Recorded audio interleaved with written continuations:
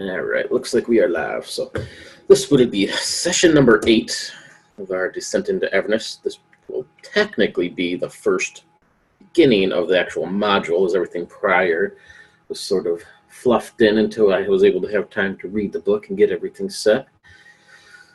Let's see, last session, you guys started, let's see, Med, Creed, Murray, and Malachi, along with Cantos. You guys were down in the caverns and the sewers and stuff below the prison, below Scrimsaw prison. We picked it up where you guys had just entered this large cavernous area. It was just filled with small goblins everywhere. There was a larger, fatter goblin who was sitting up on sort of a loft overlooking all of this. And he basically told you that he was going to kill you and take all your goodies, but he summoned up this huge mechanical spider thing that you guys were battling back and forth with. Eventually, during one of the chances that this thing hurled a large stalactite or bits of a boulder towards you guys, it smashed out a tunnel on the far side that was blocked off that gave you an escape route. And you took off out of there down the tunnels and eventually flew out of this mountainside cavernous opening out into what was basically a river below you. Bailed off of your, what did you have, the distillery tank. Watch that smash below as all of you hit the water. Up above, I'm sorry, that was Murray, Mithra, and Malachi. Matt Krieg, you were with Quinn up above in the warden's office area. He had a young boy who was in there. He mentioned that he was the son of the Warden Bartel. He was quite social, quite talkative little fellow, and quite friendly, not creepy at all. Chatted with you guys for a little bit. That is when the nanny maker came in, cracked Quinn across the back of the head. A couple guards came in and started up a little bit of a confrontation. 2 more guards were thrown through a side wall, and that is when Coyote, looking a little more coyote-ish, came into the room as well, and all hell broke loose. You guys were able to get out of this room. You grabbed this young kid, put him on your shoulders, and hauled ass out of here. Coyote created a bit of a distraction, took out a couple guards, and followed you guys out. When you guys got outside of this house, it was basically just a small, not really a cheap house, but it was a fairly nice cabin, but it was just looked plain on the outside as far as you could tell, just surrounded by cornfields. Coyote led you around the back side to where there was a cliff. And as you guys got back there, you saw the distillery tank and Malachi and Mithra, Murray, Cantos as they leapt off the side of this distillery tank into the water below. Coyote figured, hey, why not? And he jumped. Mad Krieg, you jumped with the boy on your shoulders. Apparently thought it was a good idea as well. By the kid wanted to go with you, obviously. And Quinn, you took your last leap of faith. Down in the water below, Malachi, you were able to see the others fall, and you were able to get to Quinn and get her out of the water. You didn't really seem to care too much about Mithra. You let her just drown under the water for a while where she got caught. Murray was able to get to Krieg, and eventually everybody was pulled out except for Mithra. You were sucked down into the undertow. The boy as well was lost in the water. Little side bit with this strange dream. It was most certainly just a dream, Mithra, that you had with this friendly fellow who called himself Leo. Made a little deal and mentioned that you would be back to perfect in no time at all. Again, that was all just a dream as you awoke and found yourself 100% ready to roll. Obviously, the others were a little beat up, but you looked wonderful. You guys took a rest for the night so everybody could kind of recoup and stuff. In the morning, when you guys were awoken by screams, when you look up along the cliffside, you can see this cabin type place up on a cliffside above you guys, about 200 feet above. But you saw people jumping from the cliffside, both out of cavernous openings along the cliffside wall, as well as where the cabin is up on the cliffside, and just smattering and splattering across the ground when they hit, some in the water, some on the rocks. A lot of them are inmates, and a lot of them are sentinels, and a lot of them are white shirts, just a smattering of everybody. It looks like they're trying to get away from something, or whatever the case might be. And that is basically it, unless anybody wants to add anything.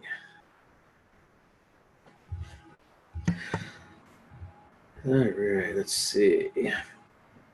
So yeah, we'll pick that up, and I will toss this over to you, Mithra. Tell us about a flashback. All right. The only thing, I'm sorry, I thought we left off and we were still like they were sleeping and I was keeping watch, so Oh that's kind yeah, of where my story starts. Sorry. yep, that's fine. Um, all right. This one isn't super long, but I did my best, guys. Oh, you're fine. All right. Okay. Lying here waiting for sleep to take over, I couldn't help going over the contract and probable trouble that I had just signed up for. After talking to Quinn, everything was becoming more and more alarming. Not that I had much of a choice, but it bring to mind another contract I had signed many years ago. It wasn't really easy being a drow on the run, especially when you're running from your own home and your own family. I was no stranger to sleeping in trees and tried to only steal when necessary, but life on the run cost gold to stay hidden, especially to pay off others I needed to keep my secrets for me. And gold wasn't easy to come by when you're trying not to be found. Just like tonight, I found myself in a position where I was unable to say no, even if it was the sort of person you didn't want to say yes to. I closed my yellow eyes, and suddenly my first job came back to me. Waiting in the trees in the dark, much like the tree I was trying to sleep in now, I was unable to see. Sorry, I was unable to be seen, but I was able to see everything around me. I was silent. He would never see it coming. I would make it quick and possibly even painless. I wondered if it hurt to die. I never had, so I couldn't be sure. I was almost feeling guilty, but then my target came into view. He was tall and huge, definitely not somebody I ever could have beaten in a hands-on fight. But he wouldn't even know what had happened until it was over. I watched and waited as he walked between the trees in what he probably hoped was silence. Unfortunately for him, I could hear everything. When he reached the edge of the forest, he looked around, almost as if he expected someone to jump out at him. But then he seemed to decide the coast was clear. He bent down and started rummaging through his bag. I jumped down almost silently from my perch above him, and before he could even register I was there, my knife was in his throat. His blood was warm and sticky on my hands, and it was everywhere. Nobody had ever said anything to me about doing a tidy job, as long as the job was done. I watched him fall to the ground and looking around for his attacker. As he slumped against a tree, he pulled my knife out of his neck, and then he saw me. I took the knife gently out of his hands. I told myself I wasn't going to watch. I was just going to walk away. But all of a sudden I couldn't look away. I was always surprised at how much blood a body could hold. As he lay dying on the forest floor, suddenly the moon was fully visible through a break in the clouds, and everything was a little bit brighter. He could see me. As the light left his eyes, I finally stared directly at him, but I couldn't see anyone staring back at me. Whoever was in there was gone. All I could see was the reflection. In the reflection of his eyes was my own eyes staring back at me, bright red and almost glowing. I smiled and wiped the knife clean on the wet grass. Sorry, I whispered to no one. It was over. Back in the tree, with sleep evading me, I opened my eyes and looked down at my fellow travelers. How the hell did I manage to get myself into this mess again? I wondered.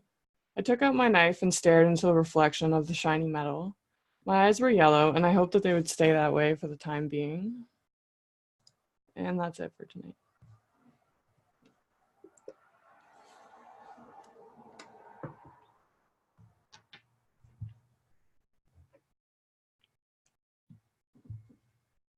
You're muted, Morgan. So, all right, awesome. I was gonna say we will pick that up with you basically in the tree then. Maybe put this out, and we will get started. All right. So yeah, it'll be very early morning. I believe you were taking most of the watch, Mithra, since one, you're an elf, and two, you were already at full capacity and ready for the day. The other's not looking quite so healthy. So as the sun comes up, you notice all night long as you were propped up in this tree overlooking things, you could hear the occasional screams come from the cliffside, the occasional thumps of bodies hitting the ground. You can't see them in this darkness, a little too far out of your dark vision, but you could certainly hear it. Something was happening up on the cliffside. Something was happening in those tunnels. that you came out of in those tunnels, the sewers beneath the prison. And all the while, to the east, southeast actually, you could see that orange glow. Just makes you think of a fire, some sort of massive fire. Something is happening there. I'm not overly familiar with these lands, fairly new to Baldur's Gates. You know that it isn't the city itself. It's something eastern of the city. What do they call it? Murray mentioned it's called the El Terrell. Looks like the whole damn city is on fire. And you can glance over at your friends slowly sleeping away on the ground, except for Murray. Every now and then he'll stir, roll over, but it doesn't seem like he's getting much sleep tonight. Every now and then he'll look up at you, or at least in the direction that you're at. You're not quite sure if he sees you or not. And he'll take out a small blade that he flips between his fingers, cleans his fingernails, puts it back, rolls over. It's like he can never quite get comfortable. Eventually he just seems to give up and sits up, adds a couple of logs to the fire, keeping the cold at bay. He'll take out a small pack that he has beside him. It's what looks to be a couple twigs over top of this fire, puts some sort of meat or something on it, begins to cook away. As the sun begins to rise a little bit, Krieg, Quinn, Malachi, all of you will start to awaken. Beside you, Krieg, and you can hear this scratching in this, just in time to look over and see Coyote itching the back of his head right behind his ears a little bit. He makes a soft little whimper sound. You can see his feet running in place. Clearly he's chasing rabbits somewhere in those dreams of his. The rest of you will slowly rise as the sun starts to rise as well. You can smell this meat that Murray has put over the flames. Most of the flames have died down, but it smells delicious. And then you too, all of you, can hear another scream. The splatter of a body on the rocks down by the riverside. The second and the third. And as you look over at this cliffside, up at where this cabin is on the mountain, the small holes, it just looks like ants spilling forth. Lemmings going over the cliffside. Not quite sure who or what they are. Craig, you'll recognize the sentinels and some of the white shirt uniforms. Other ones are just dressed in rags. You know, some of you inmates, or you might recognize some of the inmates. But they look like they're just leaping without much care, as if they're trying to just simply get away. And Krieg, as you're laying there on the ground, you'll notice at first there's a slight tremor in this ground. It's slight. You felt these before when you were down in the prison, and one just recently when all hell broke loose. But it's there. You can feel it in your bones. You can feel it rattling inside your head. What do you guys do?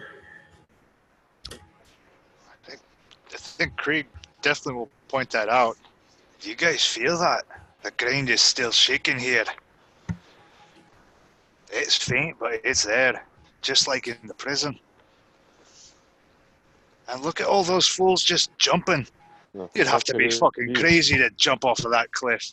What could scare them that much?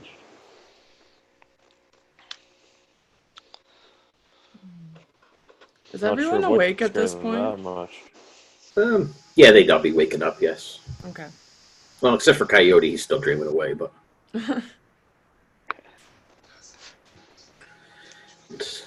Murray will look over at you, Krieg. We saw you jump from the ledge above. What were you running from? More sentinels. I said, well, didn't have a chance to catch up what exactly happened in there. Oh, there's a lot of dead things getting back up that shouldn't have done it. Dead's supposed to be dead. And I assume you got your damn spell book, Quinn? Yeah, I got it. Well, I gotta admit, with whatever's going on up there, I don't think it's best that we sit around here and find out. I No. think we should move. When you speak up, Mithra, Murray will look over at you and he just stares at you almost in this awkward silence for several minutes, just locking eyes. Yeah. Suppose we should get out of here, whatever it is. I don't want to be stuck here. He'll kick over some dirt onto these flames and scruff things up a little bit so the fire don't spread. Give give Coyote a couple quick boots and wake the guy up. Says, he's going to hit the water deep, but I think the Baldur's Gate's calling. I don't know what the hell that is over there, glowing like the flames of hell. But I have a feeling it might be connected to all this. So I don't know where the hell you all are going, but you're welcome to come with me, Malachi. And, well, I'm going to get out of here quickly. He'll grab his stuff up, quickly kicks out these flames, and starts to head out. Okay, I'm gonna grab my stuff really quickly and jump down and follow him. Oh, I guess we should wake up our friend here. Yeah, he will. Give his ear a couple quick scratches and roll around in the dirt a little bit, much like a dog itching his back as he scruffs about and jumps up. Says, man, Quinn, that was a hell of a jump we did up there, hell of a jump. Did you see the way I took out them people? I saw you kick that guy in the nards. And, man, where you going, Quinn? Where you going? Mind if old Coyote comes with you? Yeah, I'm like a best friends now. We're best friends. We can hang out for a bit, but Wow, that's excellent. That's excellent, Quinn. Remember, there's some rules that we only speak when spoken to, right? Says, you ain't got to worry about me. It's all good. It's all Quinn. All right, you can lead the way, buddy. Know where Baldur's Gate is, right? No, man, I ain't never been out here before. Well, I think we're gonna follow this river, and then once we get to the main river, I don't fully remember the name, Cornthar or something like that. We're gonna want to go westward. You know that much at least, right? You know where west is, and I'll point. Oh yeah, I know that. I like rivers. All right, We're not going swimming. Let's continue this conversation later on down the road. How far we gotta get? I just don't want to speak up before I'm not supposed to. Maybe a mile or so. I'll call you when it's time to chat. Yeah, okay. Can I just whisper to Quinn?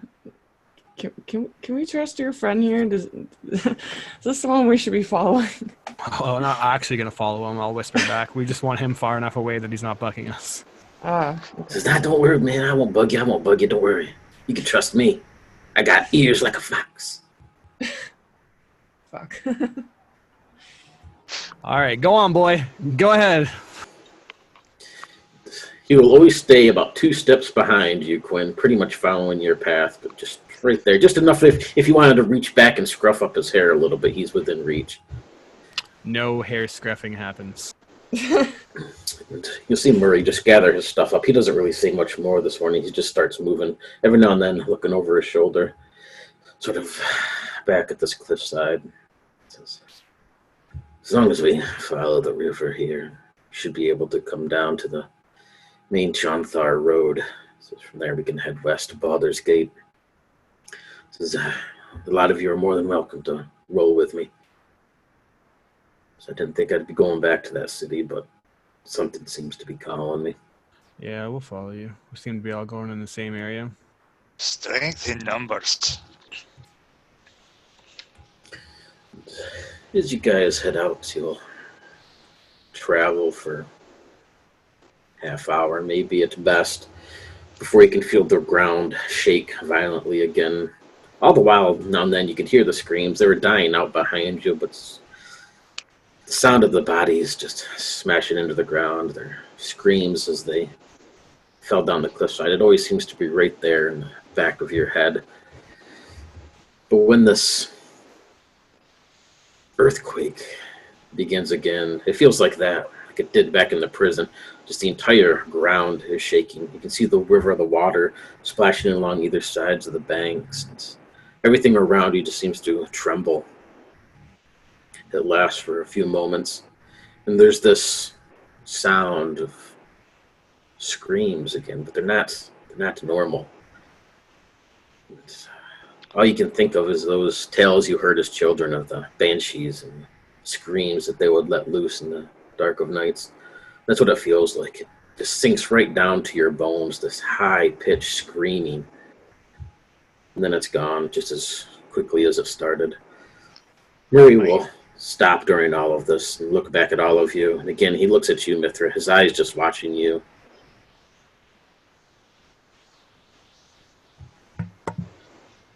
Why are you staring at me? So I'm definitely noticing by this point that he's been staring at me for a while. It's starting to make me uncomfortable. He says, my dear, I'm sorry. You just look familiar. I can't quite place it. Yeah, that seems to be a common theme lately. He says, I don't mean anything by it. My apologies, dear. Let's get out of here. And with that, he turns and starts to follow the road along the riverbank again, heading south. I'm gonna let him get some distance and kind of like go up to Mithra and like nod her to like sink back away from Murray. And then when I feel comfortable enough that the distance between us is, I'm just gonna be like, hey, Mithra, how you doing out in the sun? You okay? You're a drow, right? This probably tough for you. Yeah, it's not really my favorite place to be, but this isn't the first time I've been in the sun. I mean, I can handle it for now. Although now I do know that I have sunlight sensitivity. I don't actually really know what that entails. It's like Give me a disadvantage second. and stuff. So basically, attack disadvantage in the sun? I'll look up the finer details for you in a second, but I would That's just kind of basically, what I'm doing now, yeah. yeah, Yeah, I'd you just have be to like, check. have you spend much time on the surface or? More than probably a lot of other drow. I will say that it gets a little easier to tolerate the more time you spend in the sun, but I'm not necessarily gonna maybe be the best in a fight. So I guess maybe I just sort of feel like I can feel the heat beating down on me, and I feel weaker. I can't really place it, but That's unfortunate. And then once I got like a good distance away from Murray, I would just be like, he's kind of weirding me out. I'll be honest. When me and my brother were watching you fight, I'm pretty sure him and Cantos were making all that weird stuff happen. At least that's how it looked from my end. That's right, really. Morgan, right? Like I Mhm. seen them doing some weird stuff. Yeah, you definitely saw Murray when he mentioned it to you that things were going to start getting weird. You did notice him. That didn't really look like a spell that he was casting, but when whatever it was he was doing, these movements and these words that he mentioned is when all the things started rising from the ground and stuff started to go kind of wacky. Yeah, I'm pretty sure he's the one that made all those things rise from the ground somehow. I'm not 100% sure, and at the end of the day, he's the reason we got out, but I don't know how much we can trust him.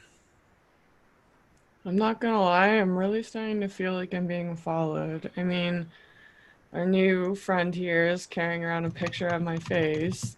This guy everyone seems to know who I am. And I don't have any memories of these people. You're a popular girl, apparently. That's not going to be very good for where we're going. You'll have to make sure you lay low. Have you ever been to Baldur's Gate? Only once. And no one knew I was there. I didn't go all the way in. Consider yourself lucky. And then I would just kind of like go back to like normal small talk. I just wanted to warn her, and eventually I'll warn Mad Krieg too, when I get a sec, that Murray was up to some weird stuff. All those crazy things coming out of the ground with him? I thought it was just like whatever they're digging for, they dug too deep. Hey, keep your voice down. I saw that Whisper. happen. I imagine he's just like blurting it right. out. Yeah, I don't know. He helped us out, but I also don't know if we can trust him. Yeah, Be on your guard.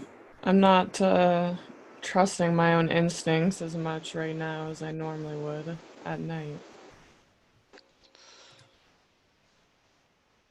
Baldur's Gate, when we get there, it's got everything. We should be able to find you some spectaculars with some dark lens. Should help with the brightness.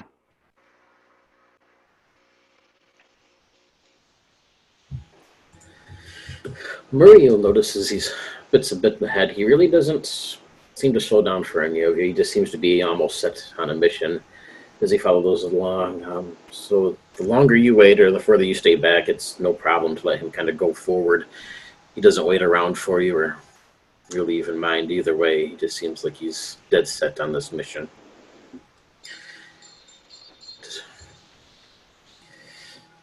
You guys will have about it's about a 3-hour trek along this riverbank before you'll finally reach the Chionthar River Road, it's called, that runs east to west, eventually to Baldur's Gate or to the city in the east, which is called Elturel. I know I had you guys roll a little bit last session, but everybody give me a history check on what you know about Elturel. Mithra, you're going to have disadvantage on this one. Sorry, what are we rolling for? History, to see what you know about Elturel.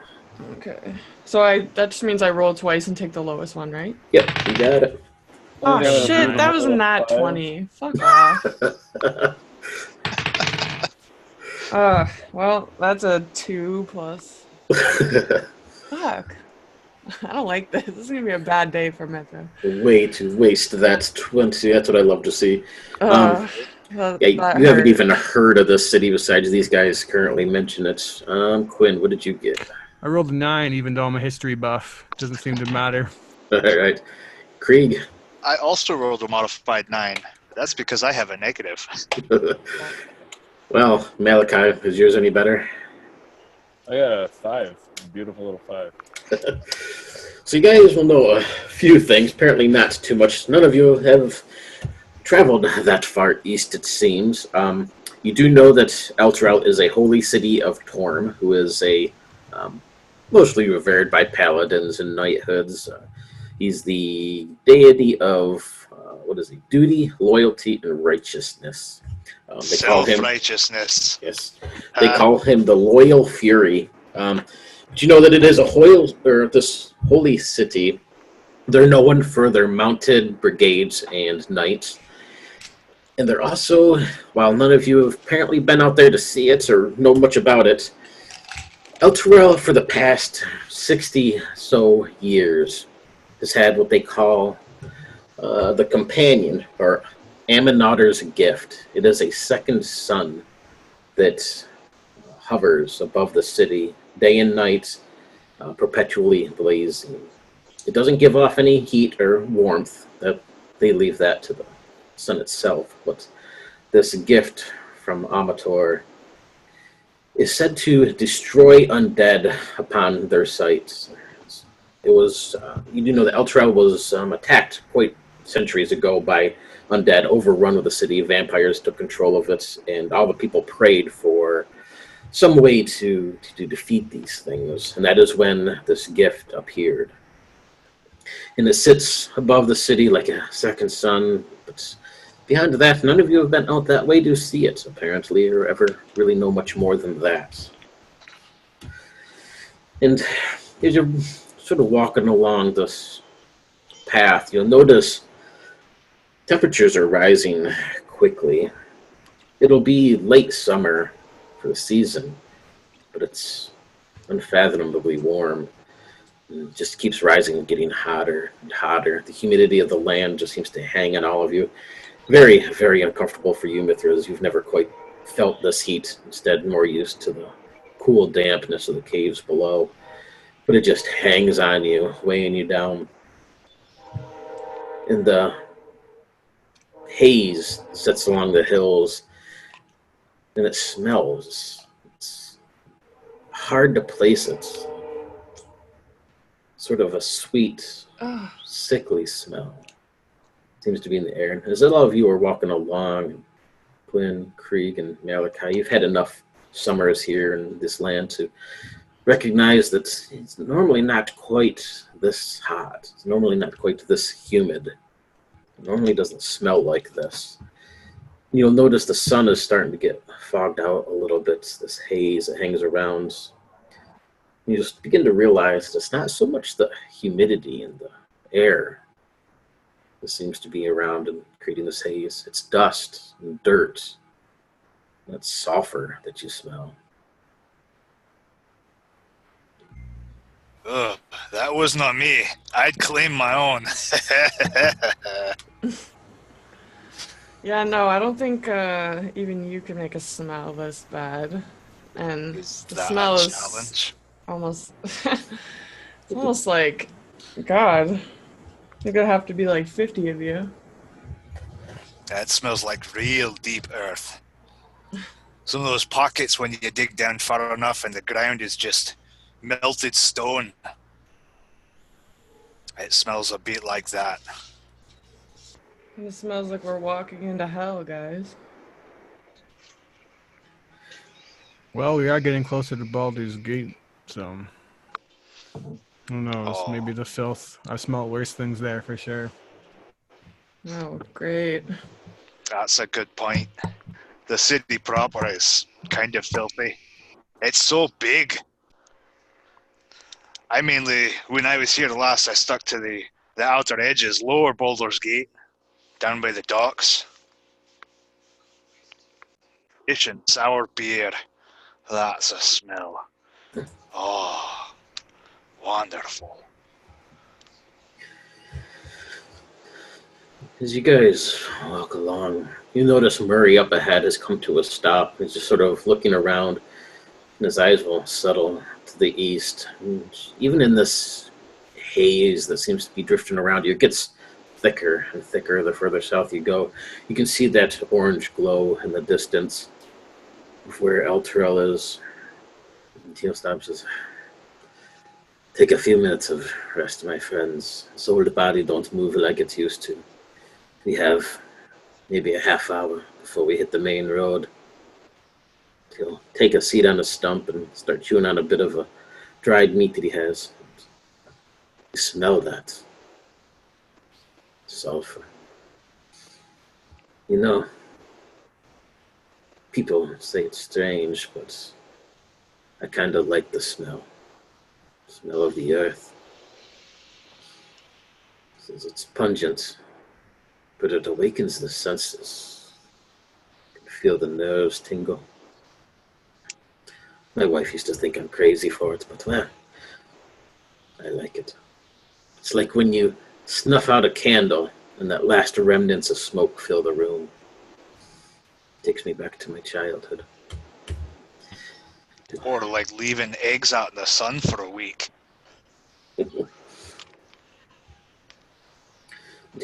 Hand out if anybody wants a bit of dried meat. He offers it up, and he fills his canteen by the riverside there and gulps it down a bit. Says, God damn, it's hot out here, huh? Ain't seen a summer like this in damn near 60 years. I was just a wee little lad. Yeah, I'm gonna pull out like a bent and broken smoke. Come on to like Anything my else last like been one or strange two. around here? Look, go ahead, Malachi.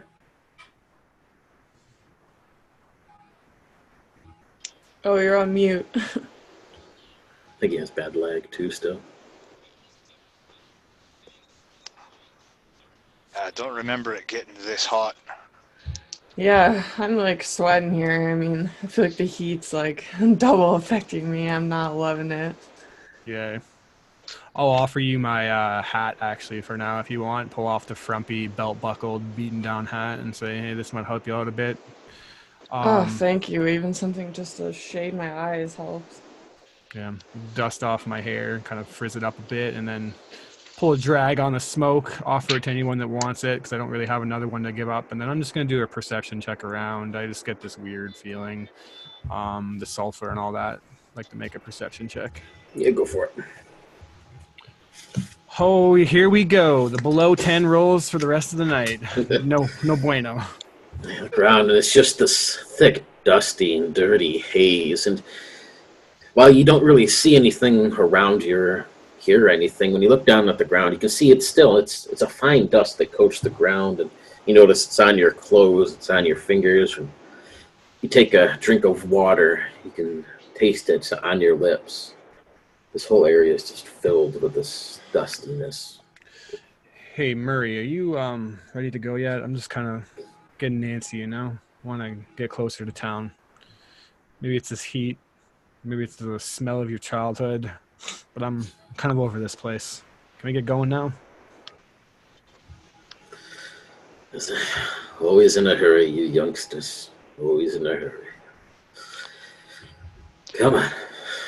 Yeah, while we're going, would it be possible for me to check some of like the plants, on the sides of the road and stuff? I'm not sure if that would be like a standard perception or if I might be able to use survival possibly. Yeah, I was going to say survival, depending on what you're looking for. Plants and things. Yeah. Okay.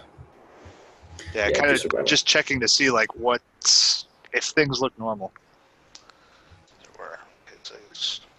It's 3. Oh, well, it's not under a 10, but it's an 11. As you move along, you can see some different plants and stuff. A lot of it seems a little bit wilted and like it hasn't had much water lately, that sort of look to it. The ground's quite dry and doesn't look the best around here now. Must have had a hard summer out here. Of course, last time I came through it was, 5-6 years ago. Different times.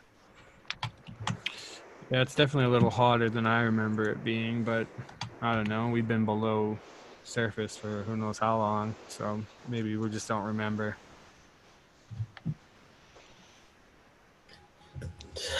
Murray will stand up, taking the last drink of his canteen before refilling it and hooking it to his belt. Says, ain't got much food left, so our best bet is to follow the main road and get down to the Jonthar River Road. It's from there. Wish I knew how long I have. I'm not quite sure. It's been 60 years plus since I've traveled these paths. But we'll figure it out. Straight shot one way or another, right? And so that he'll start moving along. Coyote's gonna come up behind you, Quinn, and kind of, hey man, you smell that? You know what that is? Yeah, sulfur. Not just that. Gotta draw it in deep, get it into your lungs a little bit. Go ahead. You smell it? I don't know if that's good for you. You can just tell me. Yeah, he will start to just start hacking beside you a little bit. Sorry about that, Quinn.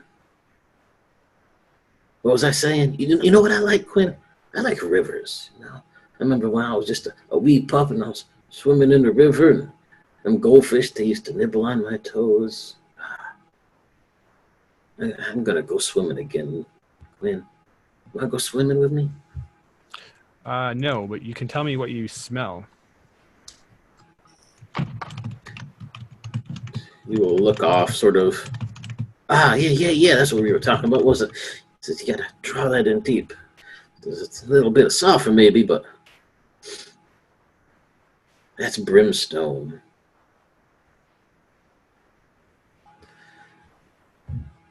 And he will sort of take a few steps, just staying right behind you a little bit as you guys walk along. Again, for another half hour or so before you see Murray stop up ahead and he puts his hand up a little bit.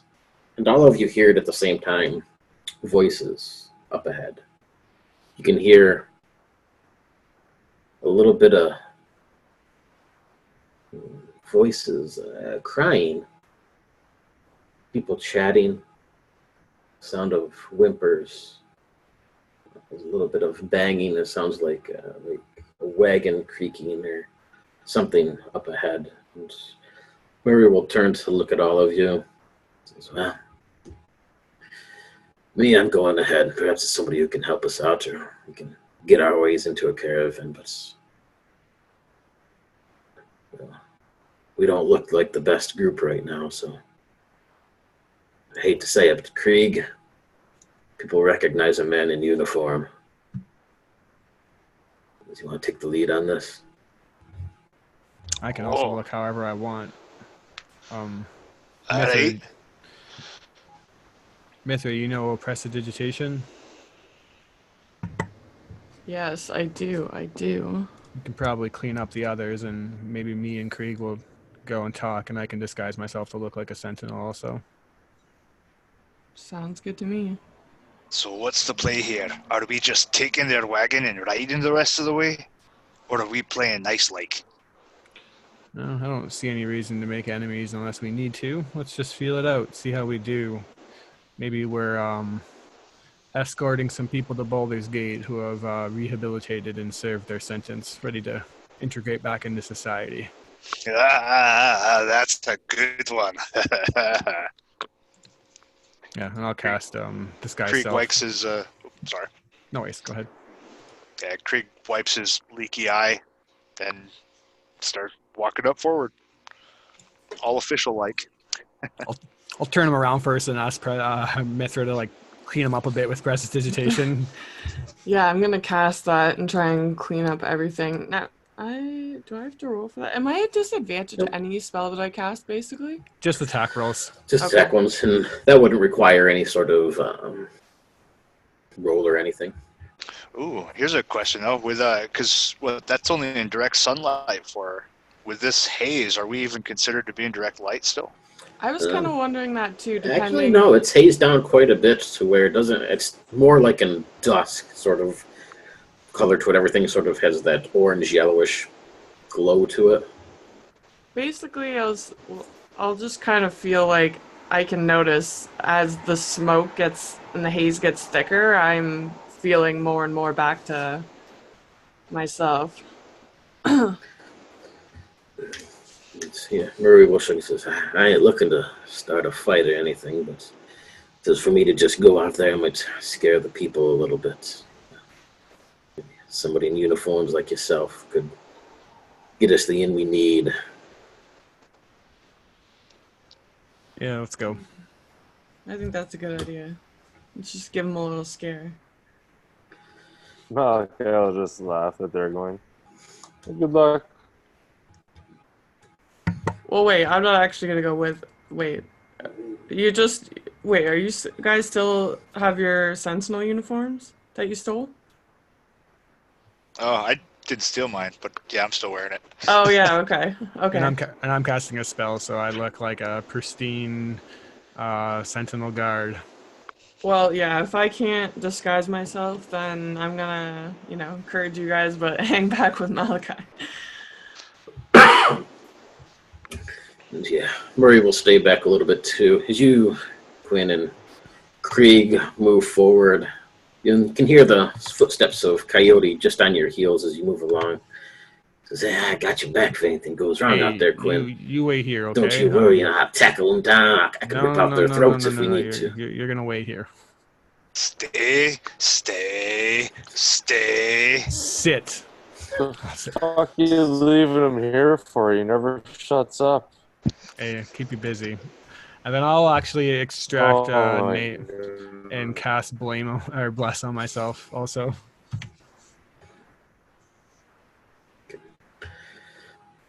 Yeah, Coyote will sort of have that pouted look on his face as he takes a seat on a rock and looks over, gives Malachi a bit of a stink eye after he mentions, I'm not petting you.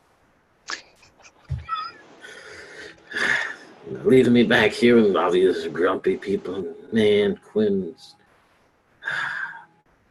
take a seat, humping about it. As the two of you move forward around this bend, you just take a peek to kind of see what you're up against.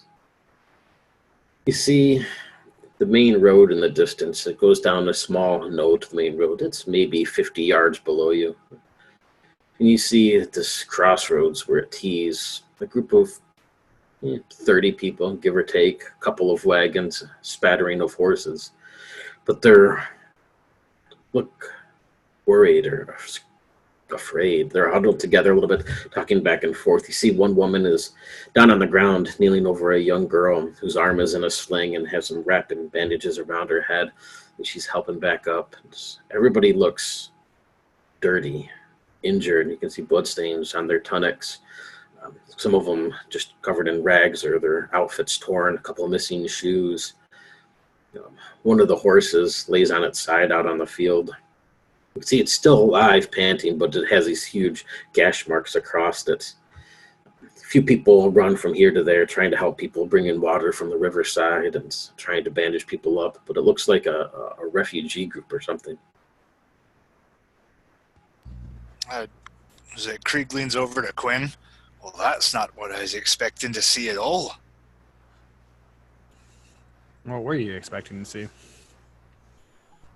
All right, no, but definitely not people that looks like they got the crap kicked out of them. Yeah, well, let's go see what's going on. Maybe we can commandeer one of those or get a ride on one of those wagons. Old man Murray seemingly struggling. I always take care of the elders. Good Great. call. Just walk up and see who I make eye contact with first.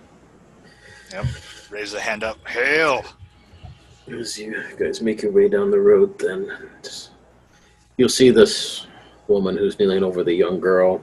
She sort of props this girl up against the wagon. And as you get close, you can see most of the wagons are badly ruined. A couple are missing wheels. A lot of them are banged up pretty bad, not in any sort of traveling condition.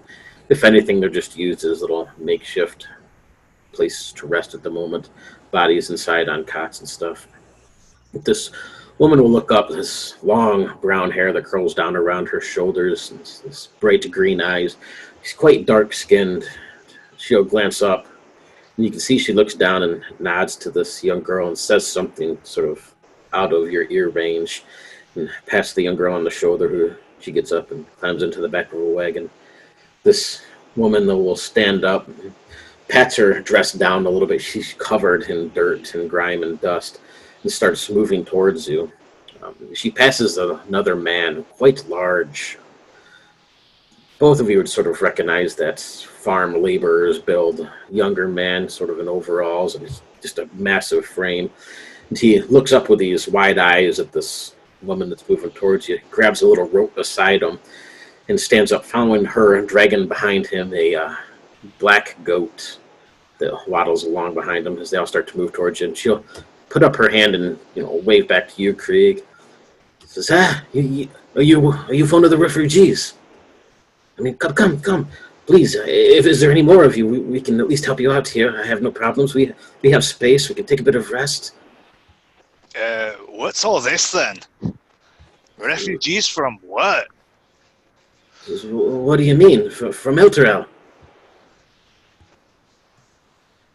What happened? Go ahead. Oh, what happened there? That's the pompous hanging sun place, right? It isn't pompous. Who are you? How do you not know what's happened here? Mad Krieg. I'm bringing some reformed prisoners back from the Iron Scar to Baldur's Gate. She looks at you with your strange smile and looks over at you, Quinn, and says, You really don't know. Don't know what?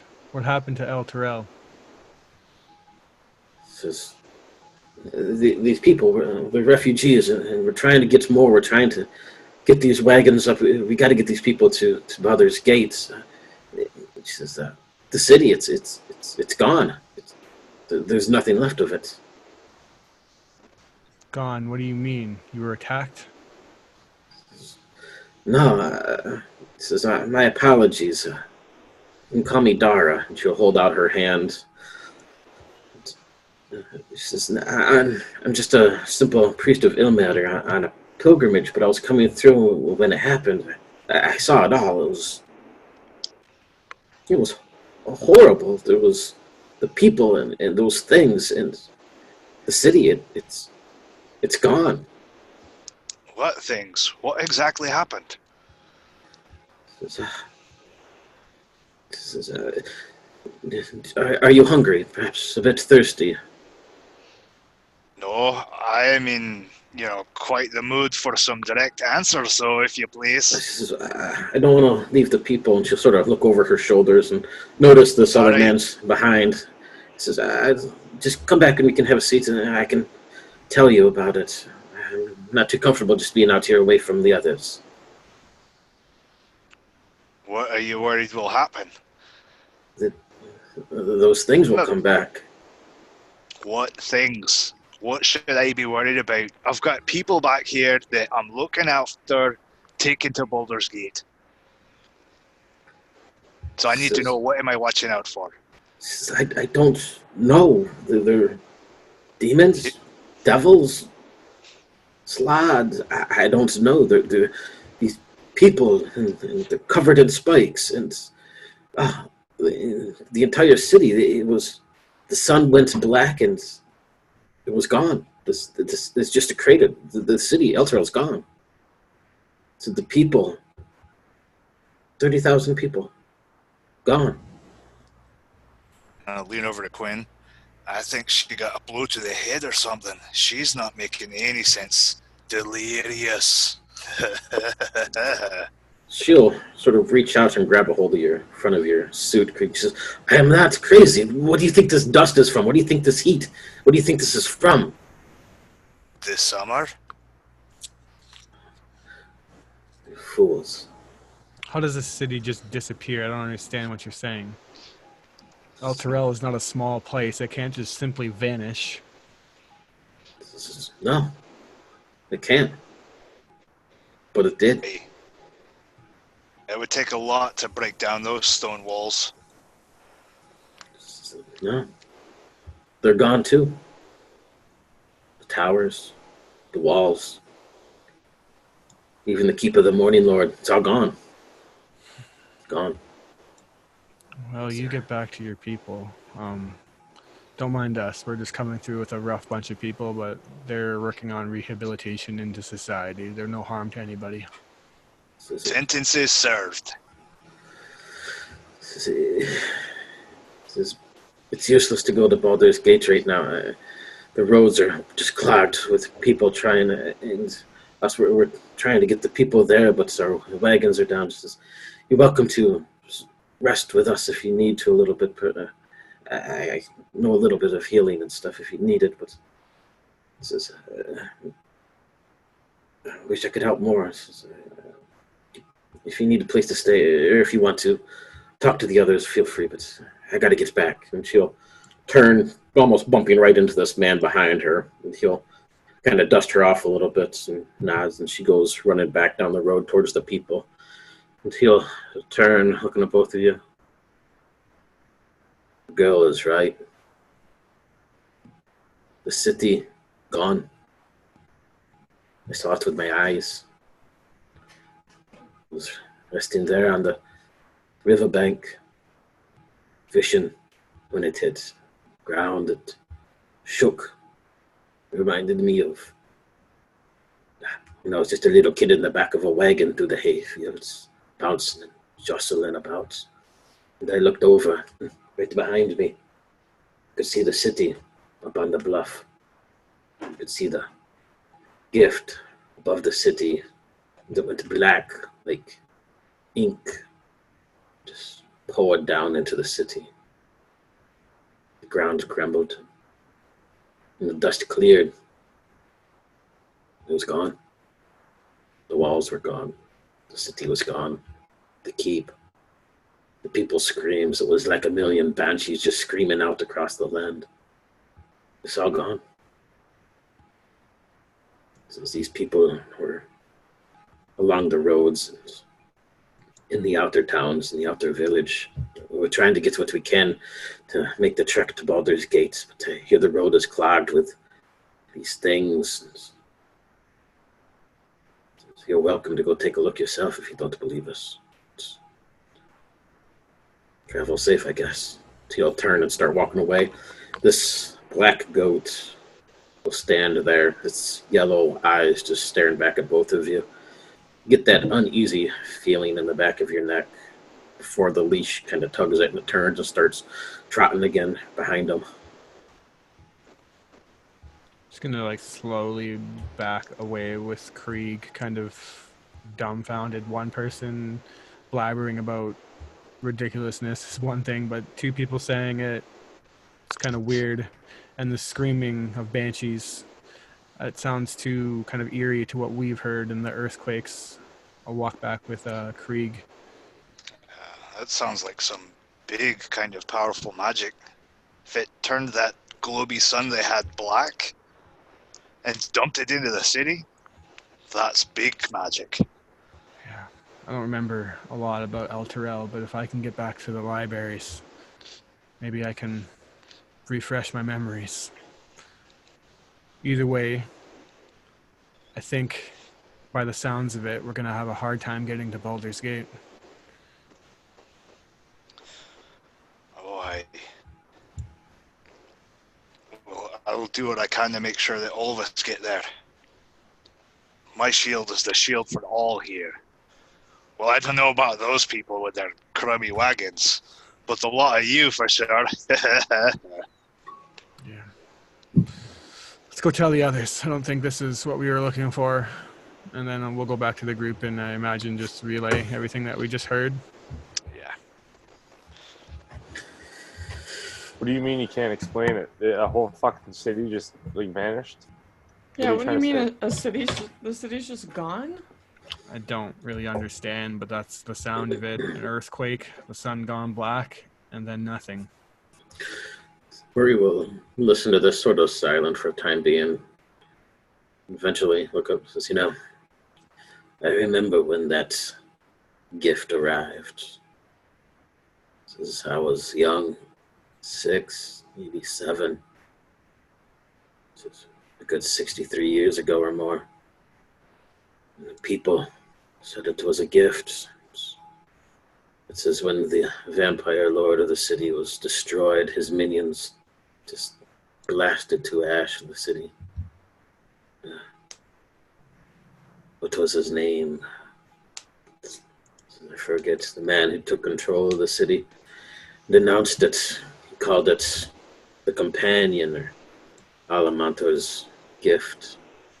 Saved the city. Been shining there for ever since. Always protecting the city from the plague lands and the waste to the north. Since somebody had it out for him. I do remember, I think, a few stories about that light that they got. Gosh, that was a while ago. I think I just turned 70 or so. You're old and short? Fuck. Oh, dwarf. just regular dwarf. He's actually young for a dwarf, little character side. He's only like 150. Oh no, my character just literally said that to you. Oh, gotcha. I'm not that old. I'm still quite young, actually. I'm only 153. You're gonna get taller. Ah, no. This is it. Fuck. I'm actually quite tall for a dwarf. Depending on what side of the mountain you're from. Why the fuck does everybody just keep talking?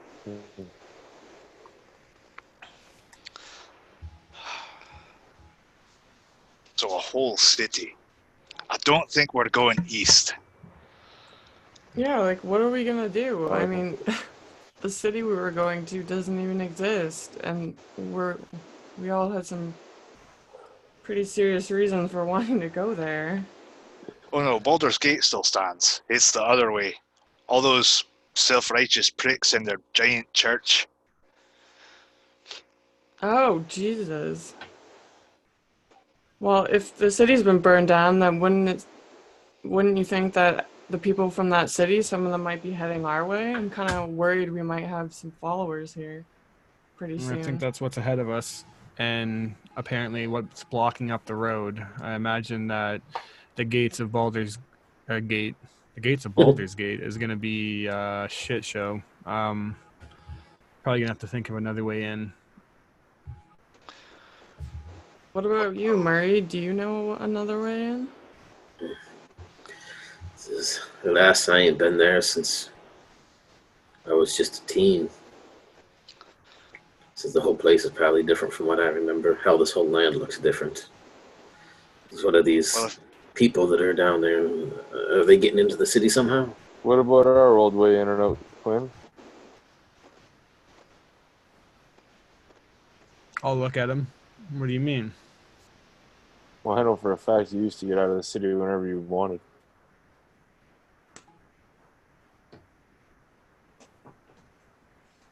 Yeah, getting out's one thing. Getting in's another. That again, we did grow up there, right? Like we would know the streets pretty well. Yeah. Yeah. Can we make like a check to see if we know? I'm imagining probably smuggling in the dock district is probably the best way in, because I imagine that's probably a pretty illustrious thing that happens in Baldur's Gate. But can we make some kind of check to see if one of us knows the alternative way besides going through the main gates? I've got an idea.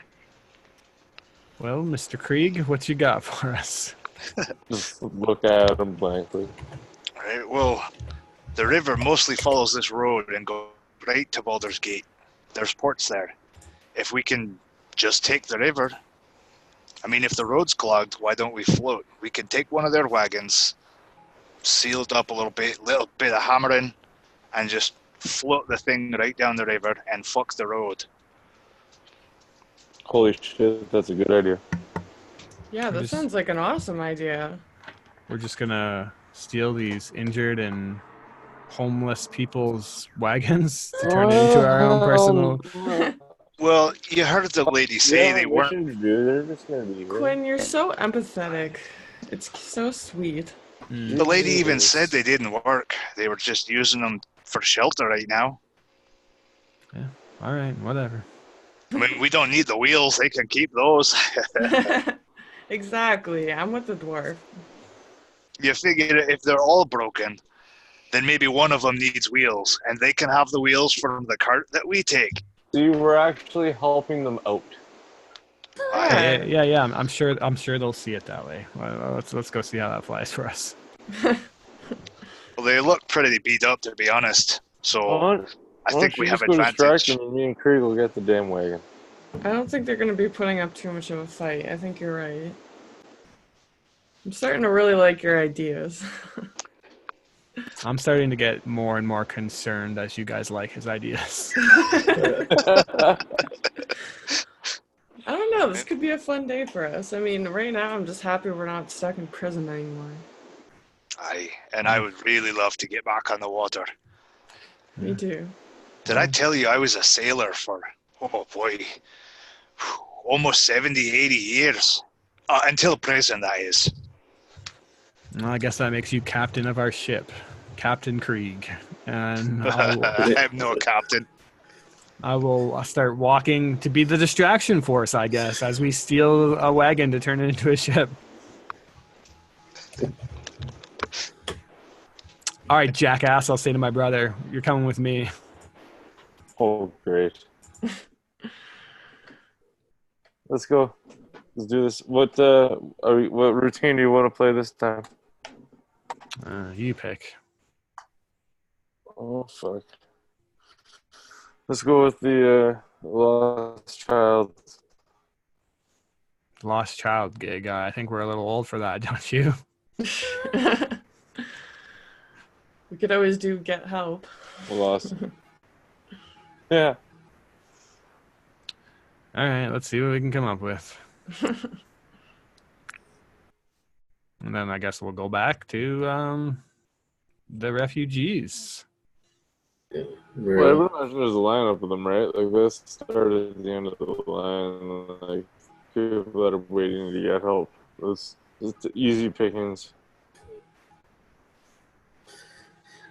Murray will stand up, start to move once again. You can see he's pretty sore and getting exhausted quick.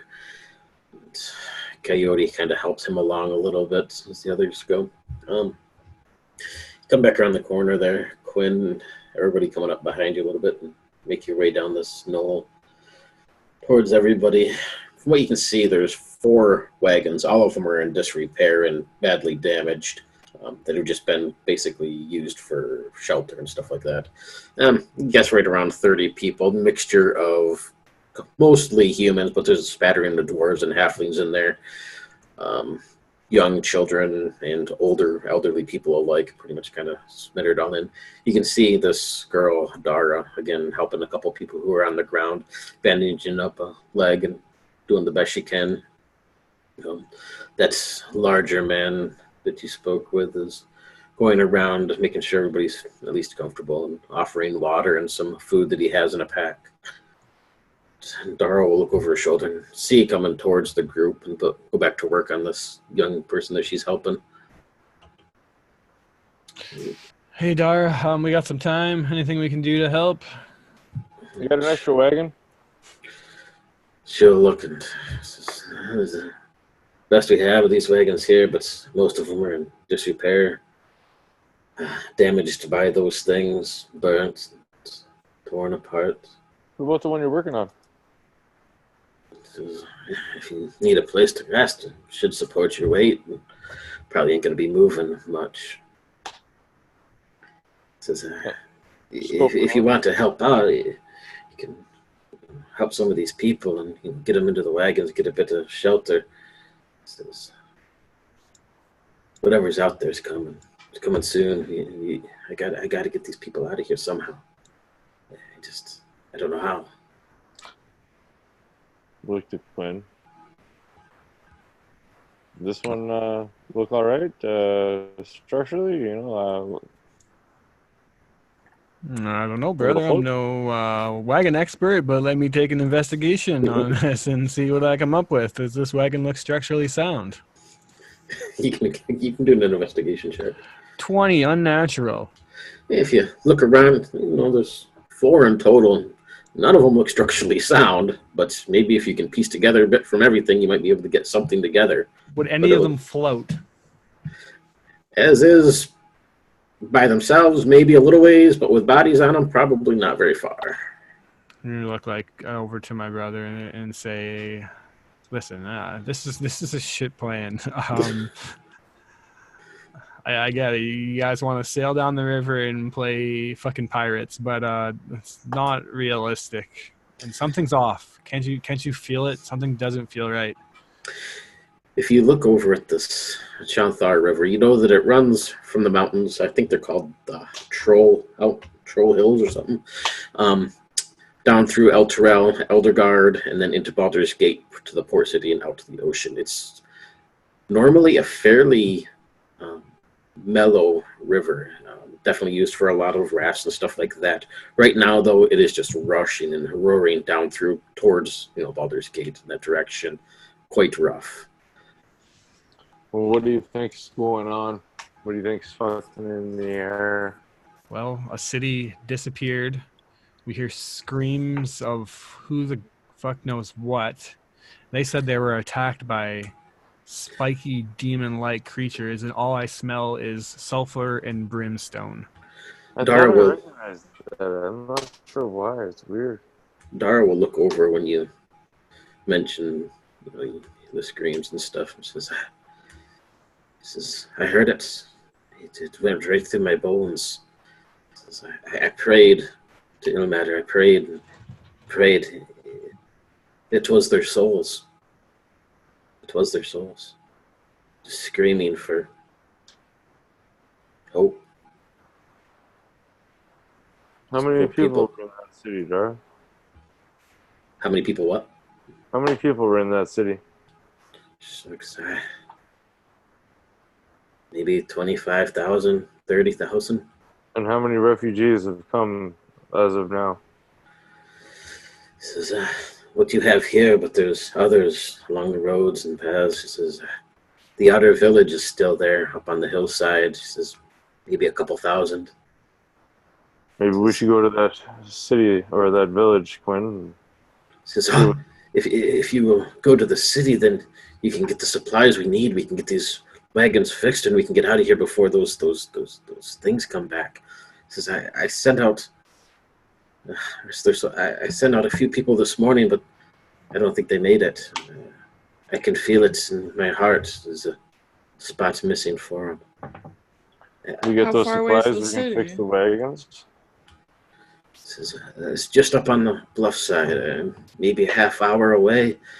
It's the whole outer village. It's mostly still there. They were going to go to the smith shop and get some tools and weapons. I mean, we're not much, but we have nothing. I mean, at least they're peasants. They know how to fight with maybe some clubs or swords or something. All right, I like this idea, Quinn. We go up there, we get some weapons, we get some supplies to fix the wagons. We come down here, we get a wagon, we get into Baldur's Gate. Yeah, I like this plan too. She says, "Oh, you would do that for us?" She says, I can give you gold. Yeah, I can pay yeah, you. for you, sure. Yeah, for you. I forget. We're looking for. I forgot. Oh shit. Sorry. Yeah, I'll take I'll take some payment here. I think that would be fair, but I'd love to. Says, you don't know how much that would mean to us if we can just get out of here before night. Those things, they're going to come. And I mean, how many could there be at nighttime? I mean, we need to go. Yeah, let's do it. Let's go now. So do Come we. on, guys. Yeah. Way better planned. These wagons are shit. How far Right is the there, shop again?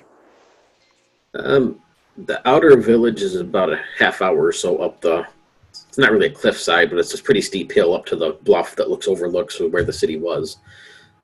You can see, if you glance in that direction, where El Terrell, I guess none of you have been there, but where the city should be, and there is nothing there, just this glowing orange that looks like something, but you can't see nothing between the haze and much like you would look what flames would look like in deep smoke. That's really all you can see up there.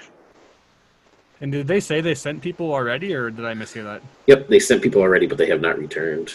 How long ago again, sorry? In the morning, and right now it would be early afternoon, so probably 5-6 hours ago.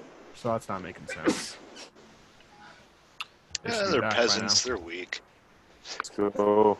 This is Let's done. be prepared to run into something not so We great. don't want to be around here when whatever this thing is gets here. I don't really give a shit about these people, but I don't want to be hanging around. Yeah, I get it. You don't give a shit about anybody but ourselves. But if whatever comes here when we're not here destroys the wagons beyond repair, then are we not just back to square one, only having wasted more time? If you want to talk about stuff and think and do things like that, that's fine. Whatever. Do them on your time. Just whatever. Fucking always have to be the smart one. There's also a chance to get resupplied up here. Might be a wagon in perfect condition. Then there's no need to repair nothing. And this lady's willing to pay us some coin if we bring some tools back for her. Maybe we can leave Coyote behind to defend. He seemed pretty good at that.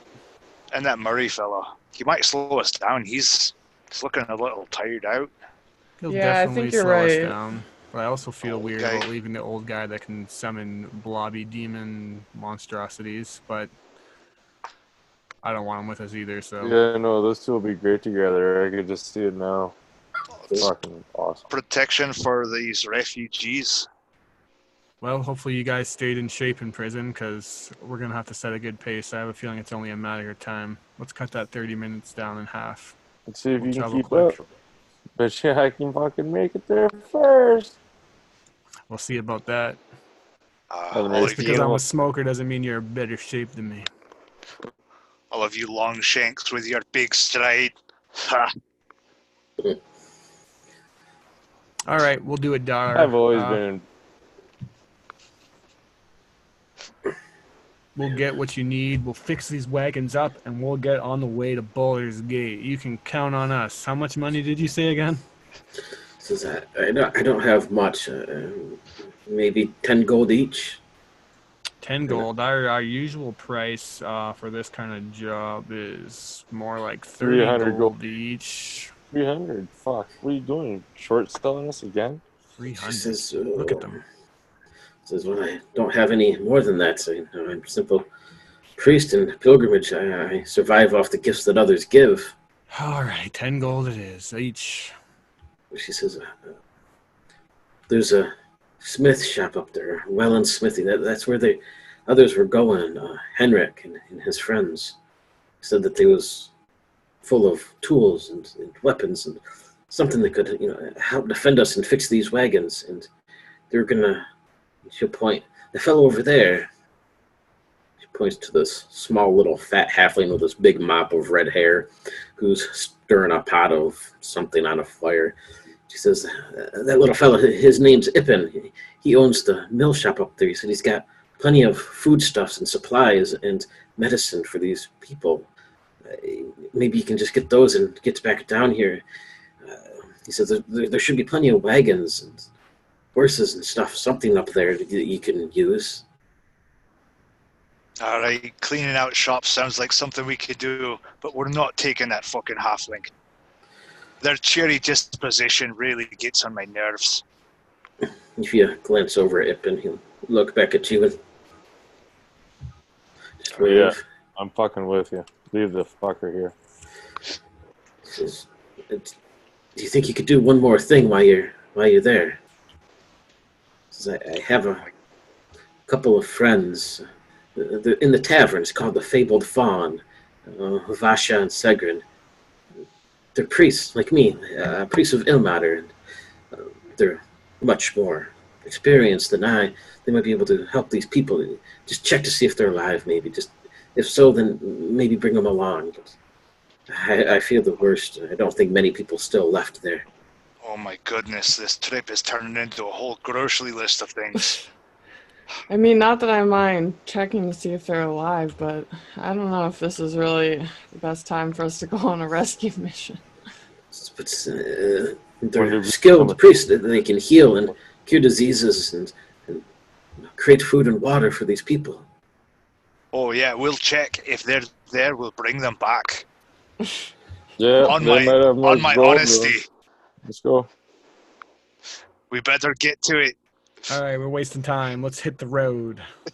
Ilmater, bless all of you. I don't know how to thank you for this, but Don't good thank luck. us yet. Just It'll be a watch. real ill matter if we don't get back soon. So we're going now. See what he did there? Just if you smell them, you'd smell it when they get close. You could smell it. What smell would we be looking for? Or sniffing for? You can feel kind of this warm breath on your shoulder, Mithra. Hey, Mithra, I got a really good sniffer. You let me come along, and I can sniff these things out in no time. Oh, just relax for a second. Well, I don't know. Quinn said I could go with you. I absolutely did not. Yeah, hang on a second. How will we know when we smell them? If they are close? She says it's like this, like what you smell, this putrid, pungent odor, but it's stronger. Have you ever smelled a skunk up close? That's what it's like. The smell just drenches you and it just tears at your guts. It's nauseating. All right, that's great. If we smell sulfur really strong, then we know we're in trouble. Are we going to sit here longer and discuss this, or you guys want your supplies? Because I imagine the demons aren't just going to sit and wait all day for us to get back. So are we done? Can we go? Already Yeah, halfway Quinn's there? right. Let's go. Coyote, start you're going to stay walking. here. They need some help. If they Says get what? killed, then we have nothing to get paid for. We have no wagons. We need that good sniffer here helping these people.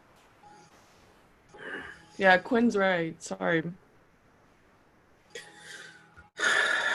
Are you sure? It'd be really good if I came along. So sure. We'll make sure we buy you lots of extra treats, though, if you do a good job. Just bring me back a bit of cheese, and I'll be happy with you. I like cheese. Cheese and ear scratches. Will do. All right, let's go. I'm gonna It's a deal, start it's a deal. walking. I'm gonna start jogging and say we got a pace to make. I want to double time, folks. Perfect. Following along at a jog. All right, I'll start jogging too. Even though I hate to jog.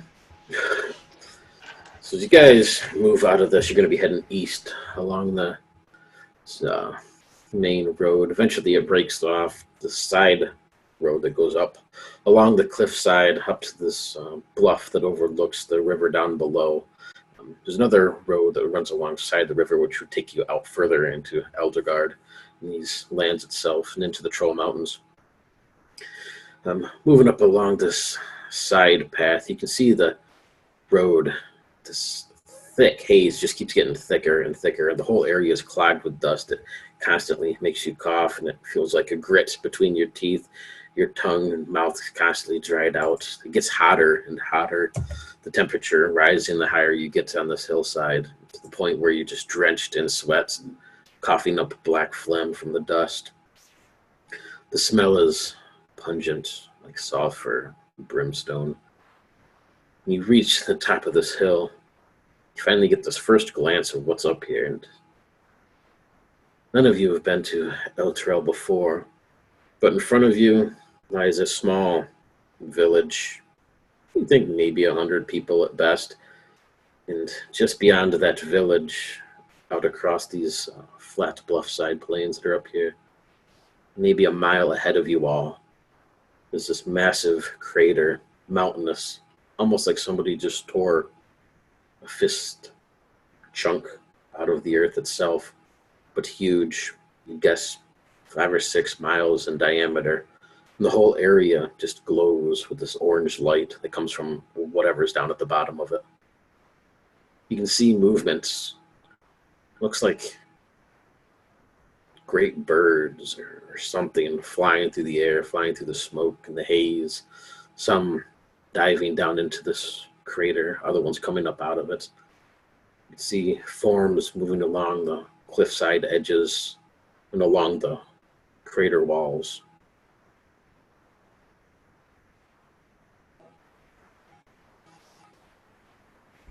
Is Do we that see- companion sun thing still in the sky, or is it gone? It is gone. Shit. Do we see any of this outer city? Or does it look Yep. like everything's gone? Nope, that would be the entire city is gone. You can see it sort of follows the shape of the city itself. And even though I'll probably seen it maybe in a map or so, so it's sort of hexagonal shaped, where the walls would be of the city, and that's what the crater itself is. Like somebody plucked the entire city all the way down through the ground and just ripped it right out. This outer city, or the outer village, is still spattering. It's just a spattering of farms and the small little village squares around the outside. And the one you're looking at is, just a little ways in front of you, maybe 100 yards or so, a spattering of 12, 13 places. You can see along one side this big mill house with a big wheel on the side of it that is very slowly sort of rolling in circles.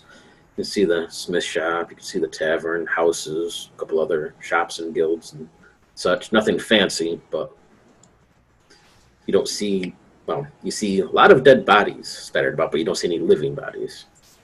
I'm gonna start searching dead bodies. Most of it is all just basic peasants. They have some beef Anybody jerky who and looks cheese. like a shopkeeper or an innkeeper or anybody who looks like they might have money, that's what I'm going for. I'm going for any form of coin that I can get. Yeah, roll a d12. You can get that many gold coins. Thank you. But most of them are just basic village peasant type people. You notice all of them either have huge gashes like claws. It kind of looks like what bear claws would do to somebody or something. Or they're filled with these long spiky needles about a foot in length that are just buried into their flesh. Damn. It's really gone. What the fuck could have possibly done this?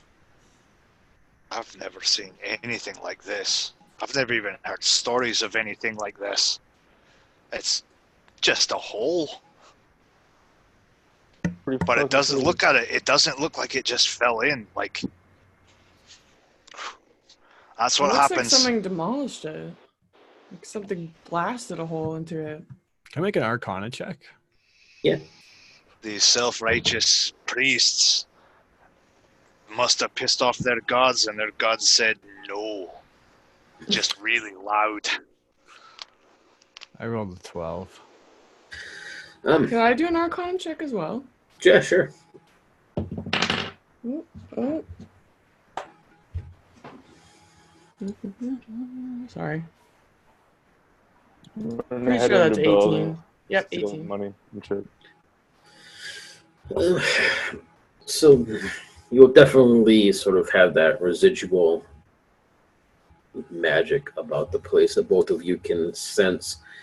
It's whatever did this is certainly beyond anything that either of you could really comprehend.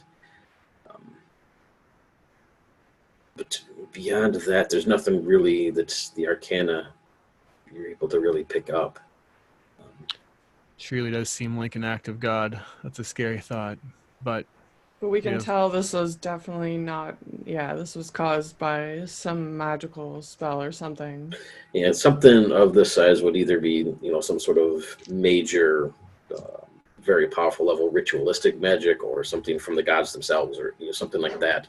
You may not be able to see the magic or anything, but it just makes your hair stand up. Like there's a lot of residual energy still here. This place is starting to make me uneasy, guys. Gonna go into the first building and start rummaging through whatever's in the first building. yeah, let's get what we came for and get out of here. You guys go ahead. I'm gonna check out what else is around. Are you sure, Malachi? I'm definitely going with Quinn. Yeah, I I'm think we gonna be should just get cautious, in but and I'm get out. going for when we head into the Smiths, I'm definitely taking a look around the Smiths and getting cash. Like if we see an inn or if we're going to go to the tavern, I'm going to take the money from the tavern, that kind of stuff. Yeah, going to the Smiths, I'm gonna look for specifically kind of some upgrades. Better shield. I'm looking Guys, for this isn't a smokes shopping and food. trip. I'm fucking starving and I need a smoke. I'm going to the convenience store and I'm loading up. All right. Well, I'm also grab tools, nails, that kind of crap. See if there's a cart to load stuff in. I could use a weapon. You guys will make your way down this road. You pass a couple houses, most of them just burnt to the ground, just the foundations barely left. Bodies still charred within the walls and cast out across the streets. In the distance, you will see the smith shop, or what's left of it anyway. The whole half back side of it is just crumbled down into ruins. But in front of it, you will see the door frame has been completely ripped off and torn to the side. And you can hear voices. It's maybe like a 3-foot wall that goes around the outside of the smith's house. But you can hear voices just on the other side, like somebody's hiding behind the walls. These whispers went back and forth. I'm gonna try to sneak up on them and see who it is. Be careful. I rolled a 10 on stealth. Fucking rolls. Move alongside this wall. As it comes up close, you can hear this voice, one talking to another. You can't hear who's on the other side of this wall, but you're sort of just on opposite wall, or opposite sides of the wall from them. Says, those damn bastards, they took off of my stash of ale. What am I going to do without my ale? All I was looking forward to was resting tonight and swishing my ale. Those bastards, we're going to get them. We're going to get them. You just tell me when you're ready. You hear the other voice. I don't know if that's quite the good idea, Master. Those fellows in their robes, and did you see what they did to poor Gordrick? He says, "What do you mean? Your damn name is Gordrick. They didn't do anything to Gordrick." He says, well, you saw what they did to Gordrick. they tried to stab poor Gordrick. He's like, damn it, Gordrick, just shut up. Let's figure out what we're gonna do. I want to like peek through a hole or a window and see who they are. Between a few little stones missing or something, you can get a glance. You see this fat, stout-looking dwarf, thick beard and hair rolling down. And this other man, who looks to be the blacksmith, is sort of human. He has a typical smithing hammer in one hand, and actually have a picture of him. I'll put over in the Facebook chat. Big, bushy black beard, and kind of sooty and dirty, but otherwise looks normal. Let's see. Oh, I got a picture of Dara, too. I'll put a picture of Dara in there. Let's see. That's Dara. And where's the smith?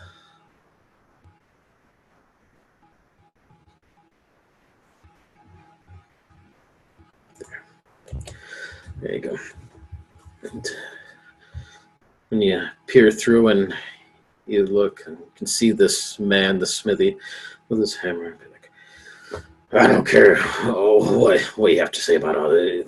We're going to go find those damn robed figures. We're going to chop off their balls if we have to, and we're going to get my stash of ale back. Nobody takes my ale. This dwarf just shakes his head. Oh, I don't think that's a good idea, mister. I'm gonna like point to the group and give up like 2 fingers that way, and then maybe like give like a gesture to like surround them, and we'll just I don't think we have to attack them or anything, but announce ourselves in an opportune position if things get weird. It kind of excites Malachi, and he gets like jittery. I see like Malachi like grabbing at his weapon and getting too jittery, and I'm like, What do you mean? they look friendly. Oh, fuck off. Don't kill them. Don't do anything stupid. Whatever. And then once they're in position, I'll just, I guess, say, hey there. Do you stand up? Yeah. I'll like pop up in the window like, hey. You'll see this smith turn around, his hammer in there. It's like, whoa, who are you? Wait a minute. What are you wearing? What are you wearing? Easy. No robes or anything. My name is Quinn, and Dara. Dara sent us. Well, who the hell's Dara? Did she steal my stash of ale? She did not. I hope she didn't steal his ale. Ippin the halfling, you know him? Yeah, what about the little runt? Yeah, he's currently held up with some refugees that were badly attacked, and we've been sent here to help them out. Oh, yeah, you're from the refugee area. Yeah, I heard about them. I was going to go get them myself. I got a little sidetracked because those bastards stole my ale. I ain't leaving without my ale. I hate when that happens personally myself. I agree. Chaps my balls. My balls are also chapped. But they are. But anyways, we are here for supplies and possibly things to repair a wagon, or if you have a wagon, that would be even better. I don't have shit. All those people took everything, came in here and knocked poor Gordrick on the head. What? Those fellas, they hit Gordrick on the head? Oh, yeah, point this big goose egg that he has. They took my ale, took our weapons, took all the stuff that they thought was using. Down the road. We're going to go. I'll go with you if you want to fight them. So they took everything. Yeah, and you look at it, there's a few odds and end tools and things left, but most of the weapons and everything of any good quality is gone. It's like they were just waiting for the opportunity. I knew it. When that city came and disappeared, and the people that came in here and... What are they, like bandits? Bandits? Is that what you're talking about? I don't know, maybe. So some of them, they dressed in these black and red robes, and there's other fellows with armor. Did you hear them call each other or anything? They didn't say a word. They just came in and smacked poor Gordrick on the head. Right here. Right there. You see that goosebump? That's where they hit Gordrick. Yeah, that's terrible. Tied me up and threw me in the basement and took all my stuff and took my ale. How many of them did you count? Can you count? It was 6 of them that was here. 4 of those regular fellas and two of those robed bastards. That's a lot of people. Huh. So that's all right. I'm gonna get them. They got to be down there. They're probably in that old building down there. That's where they're headed. That's where Gordrick's. Right, Gordrick. I saw them. They went in that building down there, Master. They went right in there, and I saw them. All right. Well, I think with the element of surprise, We'll pay a we can visit. check them out. You guys don't happen to have any smokes or anything on you, do you? Smoke at all? Yeah. 2 gold. Do you take rain checks? 2 golds for a cigarette? What are you, insane? It's good tobacco. Yeah. Well, I'll tell you what. I'll give you a deal. I'll help you get your ale back, and you'll give me some fucking smokes. That's a deal. Thank you. Nobody takes my ale. I imagine he like pulls open like a pack or something and offers me a cigarette, and I just grab the pack. We share. Being grabby. All right, let's go. Oh, you just gonna walk right in there? No. Kick some shit. Why not? There's 6 of them, and 2 of them are wearing dresses. We got this. Pretty sure that's not the best counting, Mad Krieg. She said 6 regular dudes and 4 other dudes and then 2 other dudes. I don't really remember the 6 fun. total, 4 regular dudes, and 2 in a robe. Yeah. We got this, sis. What are you worried about? I love the confidence, guys. You feel free to go first, but I don't know if you remember this, but every time I get hit, I almost die. So I Stand personally, behind her. I'll put my arms around Mithra. I think we will maybe hang out in the back and choose the stealthier route. You guys do you. Yeah, I'm all about stealth. This dwarf will come over beside you, Mad Creek, and sort of look you up and down for a moment. I saw at least 7 of them. 7 of them. And he holds up 2 fingers. Damn stone dwellers can't count for shit. Yeah. They hit me on the head. I thought they hit the other fellow on the head. Says, no, Gordrick, they hit me on the head. Alright, you lost me. Do you at least have a reasonable weapon for me to do this with? Because I got nothing right now. Blacksmith will look around and says, I ain't got shit. There's an old rusted sword over there, and he'll go over and pick up this thing. I didn't want shit either. You How about a hammer? You got a hammer? Like hammer? What's that, Quinn? I can give you my dagger. I don't think I'm going to be getting in close. I'll say Yeah, I've got a dagger and a club. Sorry, I'm not giving up my longsword. dagger will work for me for now. Let's get this done. Give me 2 Oh, of them, actually. Let me take yours. I want that. I got 2 of them. Woo! All right. I'm getting that back from you, though. I remember when I lend you things, they always disappear. I'm crossing mine off. You can keep it. All right, you guys, I don't know, lead the way, and we'll try to sneak around, I guess. Yeah, follow this guy to whatever building he's talking about. Yeah, the blacksmith, and he'll introduce himself as Wellum. Wellum will stand at the doorway and point down the street. Right down there, that's where Gordrick said they went, right, Gordrick? Dwarf will nod. Yeah, there's at least 12 of them that went right down the street there and into that building right there. 12 now. I counted them with my own toes. Is it 6? Is it 8? I bet 12? there's it's probably fucking 2 of them. Says, no, there was more than 2 because they knocked Gordrick on the head right here. And he'll put his head right in your face, Malachi. They hit Gordrick right here. You don't really look too hard to knock on the head, buddy. I saw them with my own 2 eyes. You know, all 5 of them. They were walking down the street right to that building there, right in the door.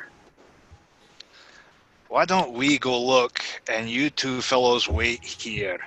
Well, that's an excellent plan. Excellent That's plan. a We'll rate. terrible idea. We'll make sure that nobody comes back here and touches my ale, and yeah, we'll guard my hammers and stuff. Me and Gordrick. Yeah, that's an excellent idea. I'm gonna lean into just our folks here and be like, I really don't trust anything they're saying now. Their story keeps shifting. I think they're just really stupid. Can I insight check them? Yeah. 13. Ooh, I'm gonna insight check as well. You can see Gordrick is definitely not the smartest fellow. And Blacksmith, Blacksmith seems average at best, but Gordrick is very special. I think even in the best of situations, walking up into 6 people that we know nothing about isn't the best idea. So as much as you guys are all gung-ho for a fight, maybe we use a little bit of caution here, guys. Yeah, that's why I'm thinking leave these. I don't think they're going to keep quiet. Leave them here, and I think we should go and investigate. I mean, perfect. They sound like a great distraction, but if you want to leave them behind, I am also okay with that. Just let's not charge in. Yeah, them as a distraction could be really good. But yeah, I'm definitely leaning more towards let's take a stealthier look and see what's what. Let's get a little recon at least at first, and then we'll decide from there.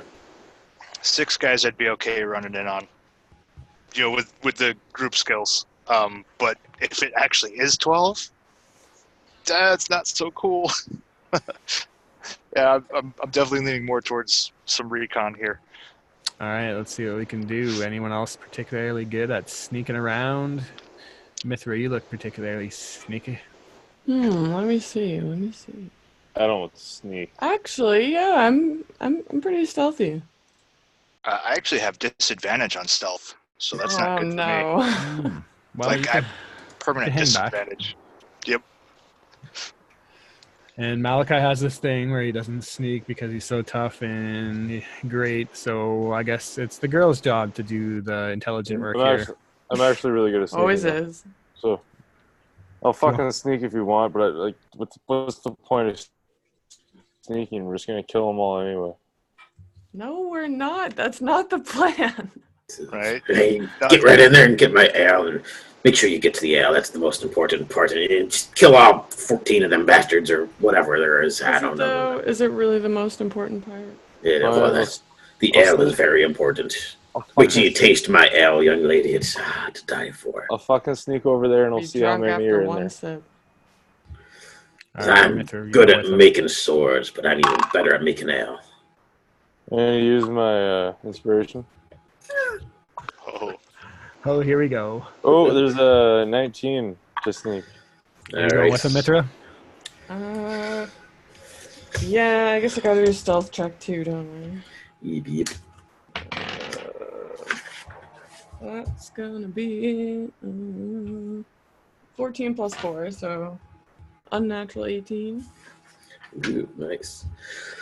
So you guys make your way down the street, and Quinn and Krieg, you guys can stay off to the side. And there's quite a few trees. Most of them are burnt down or rubble and stuff like that, but there's plenty of places to hide out and around this building.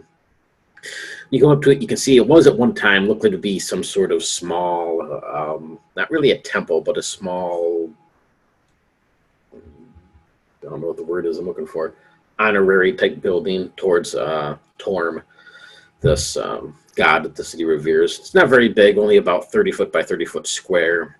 There is no rooftop to it, but there is an archway of the door that is kind of hanging off the hinges. Solid brass door, quite heavy. Inside, you can see that there is a statue of Torm on the far back wall.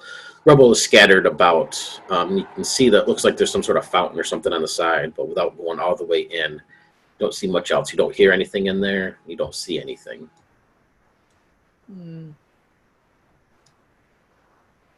Looks pretty clear. Let's see if we can go in a little further and maybe figure something out before we call anybody else over. Down the street, when you look back, you can see Quinn and Krieger off to the side, sort of looking and waiting, watching. You can see the smithery shop that's down the street, and this smith, hey, right there, that's the building. He yells down the street to you. I'm gonna give him the death eyes and whisper, like, shut the fuck up.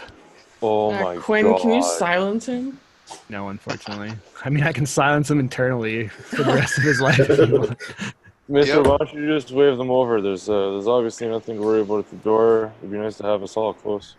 Yeah, well, I'll wave Krieg to come out. Or I guess I don't have to wave him. I'll be like, let's go up to at least the door. They seem to think the coast is clear. Yeah, I'll go up, sword out, shield up, just in Yes. case. Although if you come up to this building, the brass door hangs off to the side a little bit. It would be an excellent bit of money if you could carry it with you, Malachi, but it probably weighs a couple 100 pounds at least. Glance inside this building, though.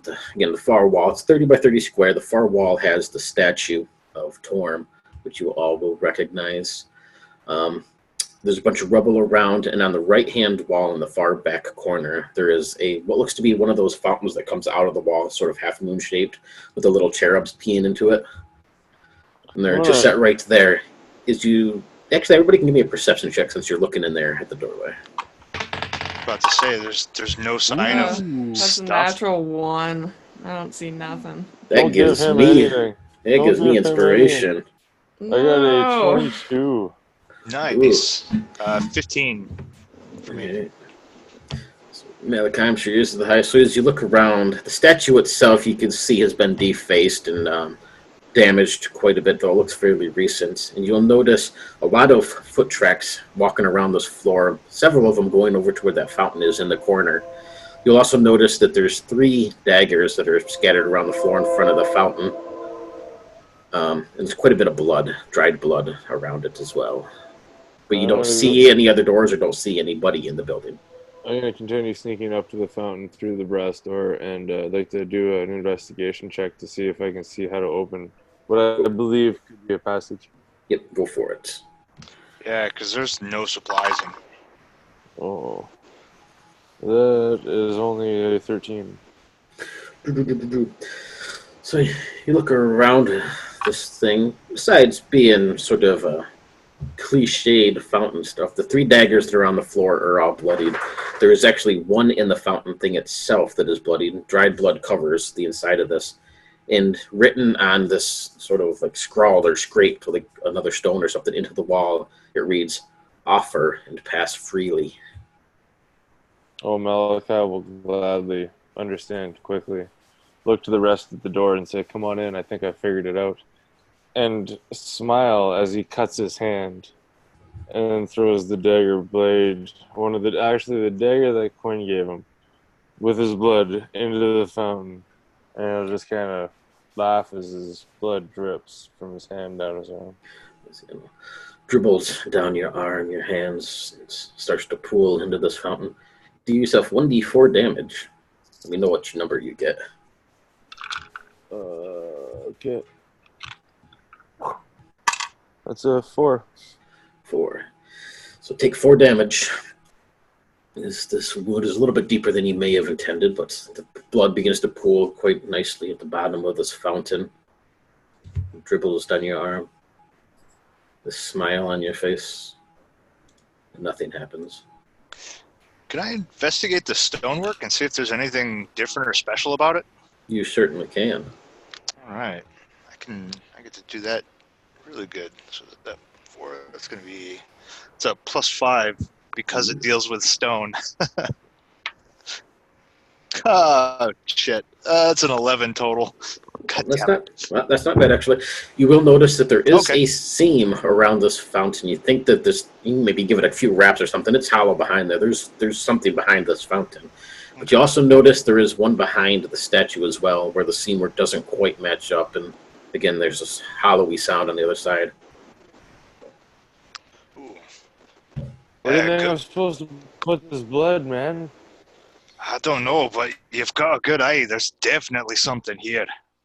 This is I all start hollow. smearing it on the rocks over the sign that says "Pass free." Krieg, what is your passive perception? My passive perception is normally an 11, but I get a double proficiency bonus against stonework. So I think that would bump it up with an extra 4 from the double proficiency. 15 Okay. for stonework specifically. Nope, Everything in that else case is 11. is Malachi smears his blood around, sort of trying to figure out what to do exactly with it. You notice that this doorway or this secret passage that is behind the statue is more of a something just to draw attention away from the one behind the fountain. But you'll notice that it's more of a fake doorway, and it's actually trapped above the stonework. It doesn't look safe, so you can kind of grab Malachi as he's moving around and pull him back, but behind that statue is not a safe place. Yeah, I call that out. That that looks really fishy. There's something. That's a false right there. That one's just begging for someone to go in and get stuck with something. Or should I just kick it? That's clever. That's clever. Not behind the statue. No, don't kick that. No. That's a clever false door. Oh. Or a distraction. That's the one they want you to find. That's gonna fuck someone up. Yeah, it's a trap.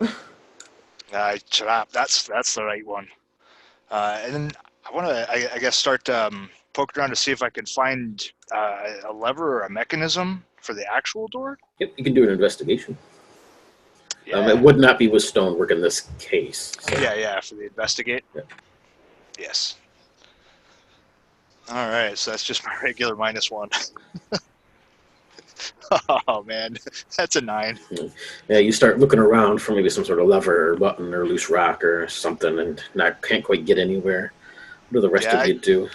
I pass the information around to the others, kind of pointing out the seam lines of this is where the trap is that's bad. This is the correct door. Kind of just to fill them in on the exact specifics that I found through the stonework.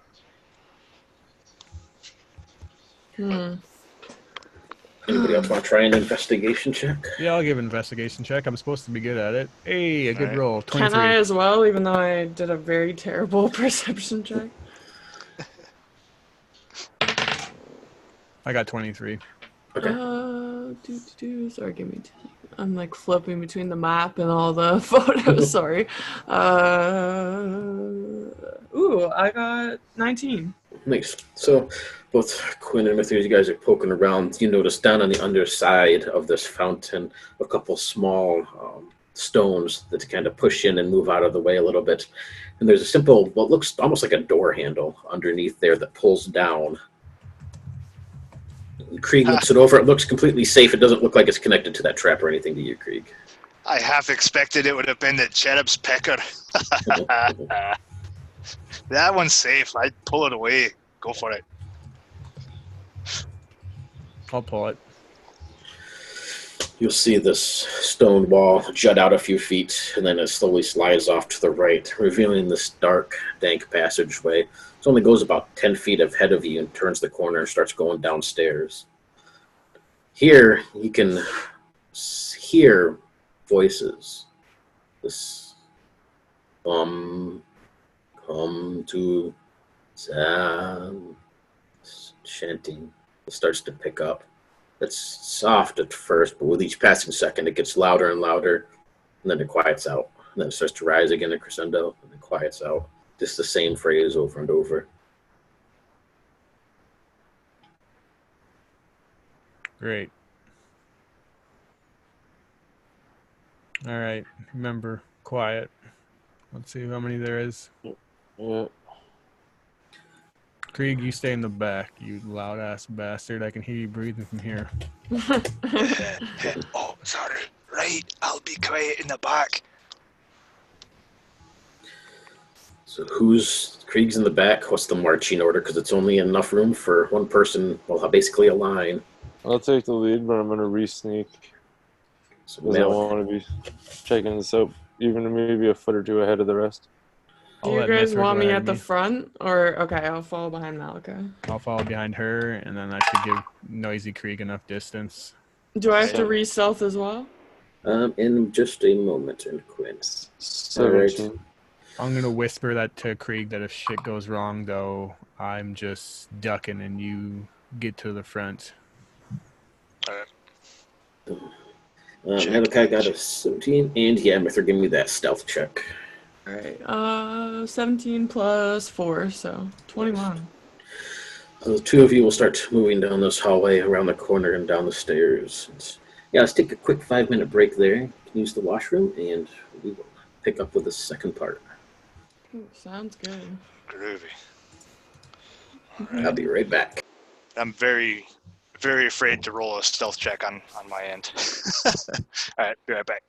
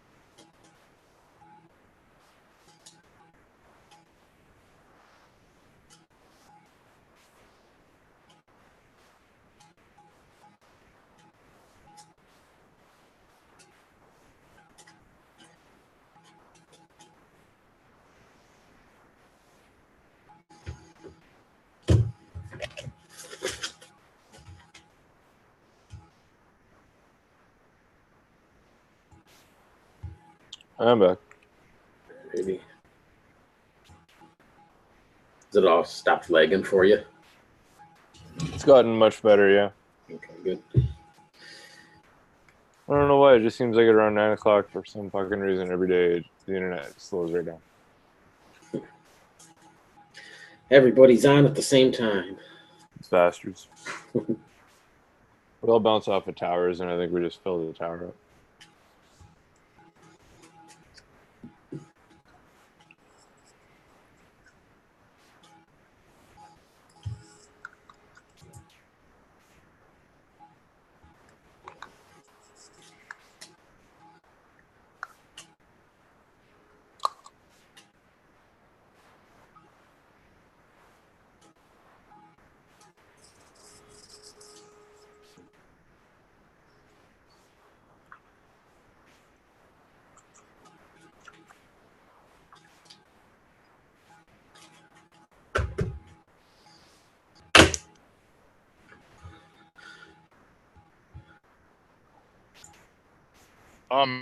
Man, this is rad. I definitely think we're getting rooked from one side or another here at the moment.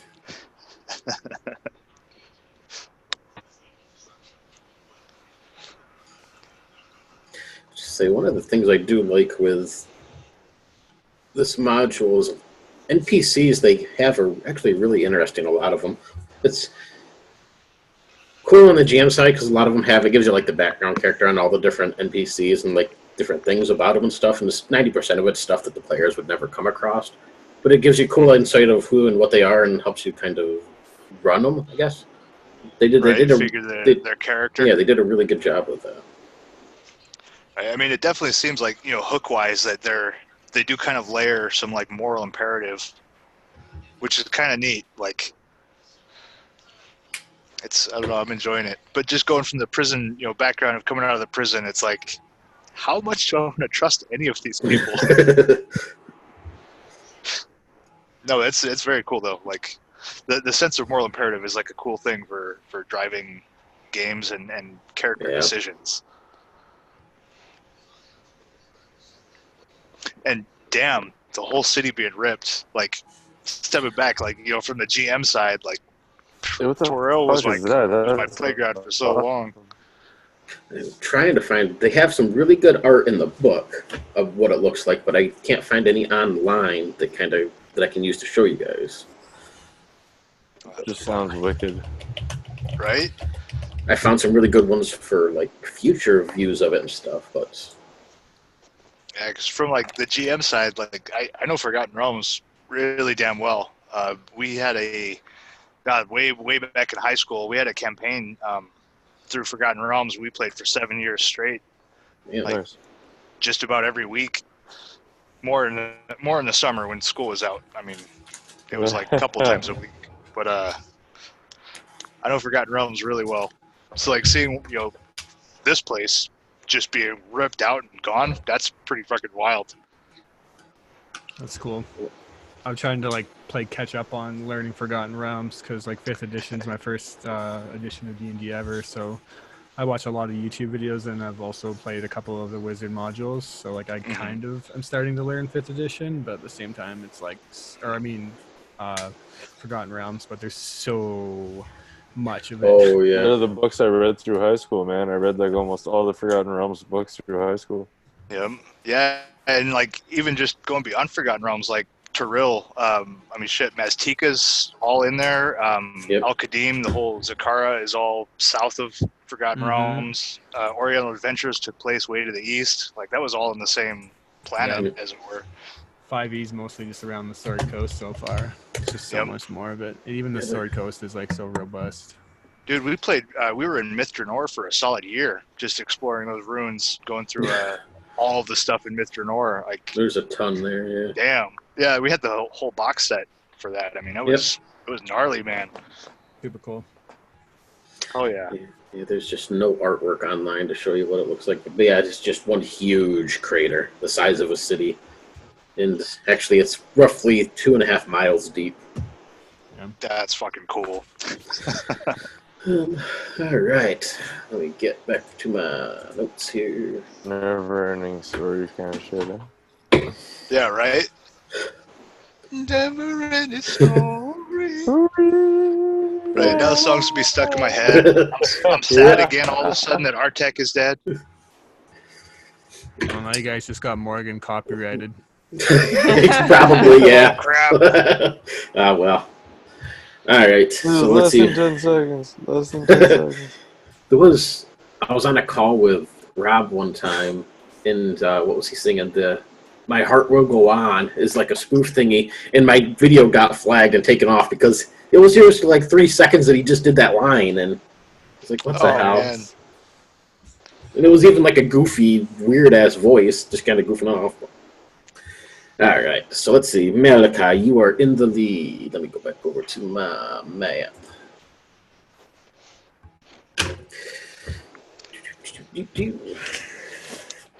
If needed, I'll attempt my stealth roll. But, like, I kind of think I just want to, like, hang back and let them move forward first before I come moving into this hallway.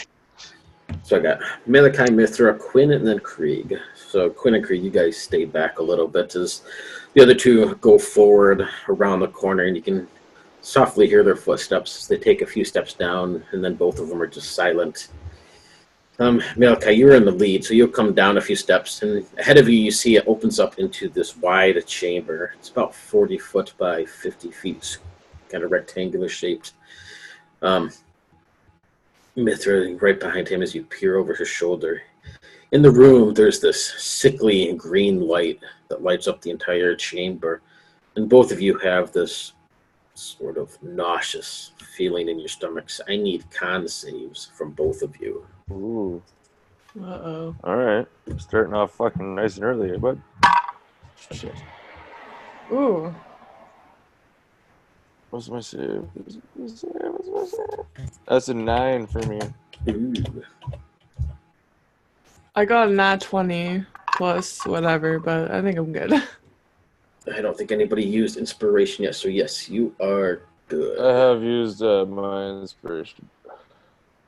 Well, in that case, you can give Malachi a bit of inspiration and cheer him up. You were considered to be poisoned for the time being, Malachi, which is disadvantage on attack rolls and ability checks. Okay. But Mithra, not quite. Maybe your years as a drow and seeing some of the horrors and the evil that you have prepared you for this. But even Malachi, your darker past, and maybe some of the shady things didn't quite prepare you. You weren't quite ready. As you step down and look into this room, you see this bloody stone slab right in the center of the room. Blood trickles down along each side of it. And there's a man atop of it who's wearing green and black robes that are just shredded and torn, stained with bits of blood. And you can see chunks of meat hang off of his body where they've flayed the skin apart and sort of peeled it off of him. His chest is completely open, and he's bound hands and feet by chains, pinned down to this, what looks like an altar. You'll notice these strange ruins around the base of it glowing. What languages do you guys have, Mithra and Malachi? Give me a second to check.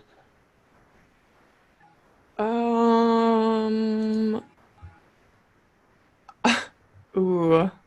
Wait. No, I definitely picked. Okay. I don't see mine written down anywhere, but I definitely feel like when I made my character, I have common and I guess fiendish and demonic, or demonic or fiendish, whatever one it would be. Infernal would be demonic. Okay, infernal Okay. So how many languages do I get? I guess you would have Drow, you would have Common, and then you'd have whatever more equal to your int modifier. Quinn, what languages? What's something you don't know? I speak Celestial and Elvish. I literally can't. I'm so sorry. I can't find this anywhere on my sheet, even though I'm 100%. I do remember doing that. That's all right. Maybe I put them somewhere else.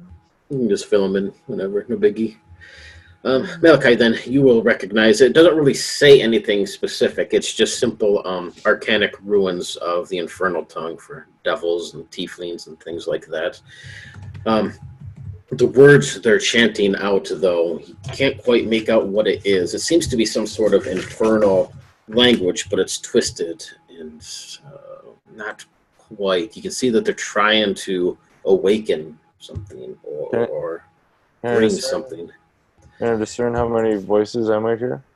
Well, you can actually see in there, but you will see this one humanoid man wearing this robe on top of this altar. Over top of him, standing on the slab and bowing down over top of him, you see another man just caked in blood. He's completely naked otherwise, and he has this sharp dagger, and he's carving symbols or something into this man's chest, who's tied down on the altar. And the others, there is 7 of them total, counting the man standing over top of the one on the altar, all chant these haunting tones over and over. You'll hear this man just lets out a scream as the dagger touches down on his chest and starts carving something. And his hand will jut out. From each fingertip, you'll see these long black spines start to rip through the fingers. Malachi, can you understand what kind of spell they're casting? Because it's pretty obvious they're casting here. Yeah, I kind of get it, but it's a weird. They're fucking the language up, and I'm telling you, it's not looking good. I'm sure you can see it. We either want to do this now, or we're not gonna want to do it at all. I don't think. Yeah, this looks like a sacrifice, guys. What do we do? As both of you sort of look around and try to get your bearings, you will see over in the corner 2 large casks of what look like ale or liquor or something of a sort, and just a spattering of foodstuffs and all the equipment from the blacksmith, swords, daggers, odds and ends, tools, wagon wheels, everything sort of piled over in the corner like they're making a treasure chest. Can we sneak over there? It's a big open room, and now they're all kind of scattered around the room. As soon as you would step in, they'd see you. All right, fuck it. Yeah, I just looked to Mithra and I'd be like, tell Quinn there's only 5 of them, and tell her to get down here quick. And I would stand up and I'm gonna Eldritch Blast the guy that's naked with the dagger. All right. As he's doing that, can I just kind of try and make my way to the back? Are we still squished all together, or do we have like, we're all kind of, we have more. You're all space, kind of right? together, but you would go back up the stairs, and right around the corner is where Quinn and Krieg would be. Okay, I'm gonna run back up the stairs then and tell them what's going on. Basically, yell for them to get down here. Give me. Oh, what? Actually, are you going to yell that? Oh. No, well, I'm gonna go run up to them and try and tell them, both of them, because Krieg is still with Quinn, yes? Yes. Okay, yeah, I'm gonna run up the stairs if I can. To them. Go ahead and give me a stealth check then. Ooh. 15. All right. So you turn, get up. It's only 10-foot steps up around the corner. So just as you get around the corner to where Quinn and Krieg are, and start to tell them what's down there, you hear Malachi's voice below as he sends off an Eldritch Blast. Don't forget you are poisoned, Malachi, so you got disadvantage, but go ahead and make that attack roll. Oh, right on. 14 and a 19 on the dice.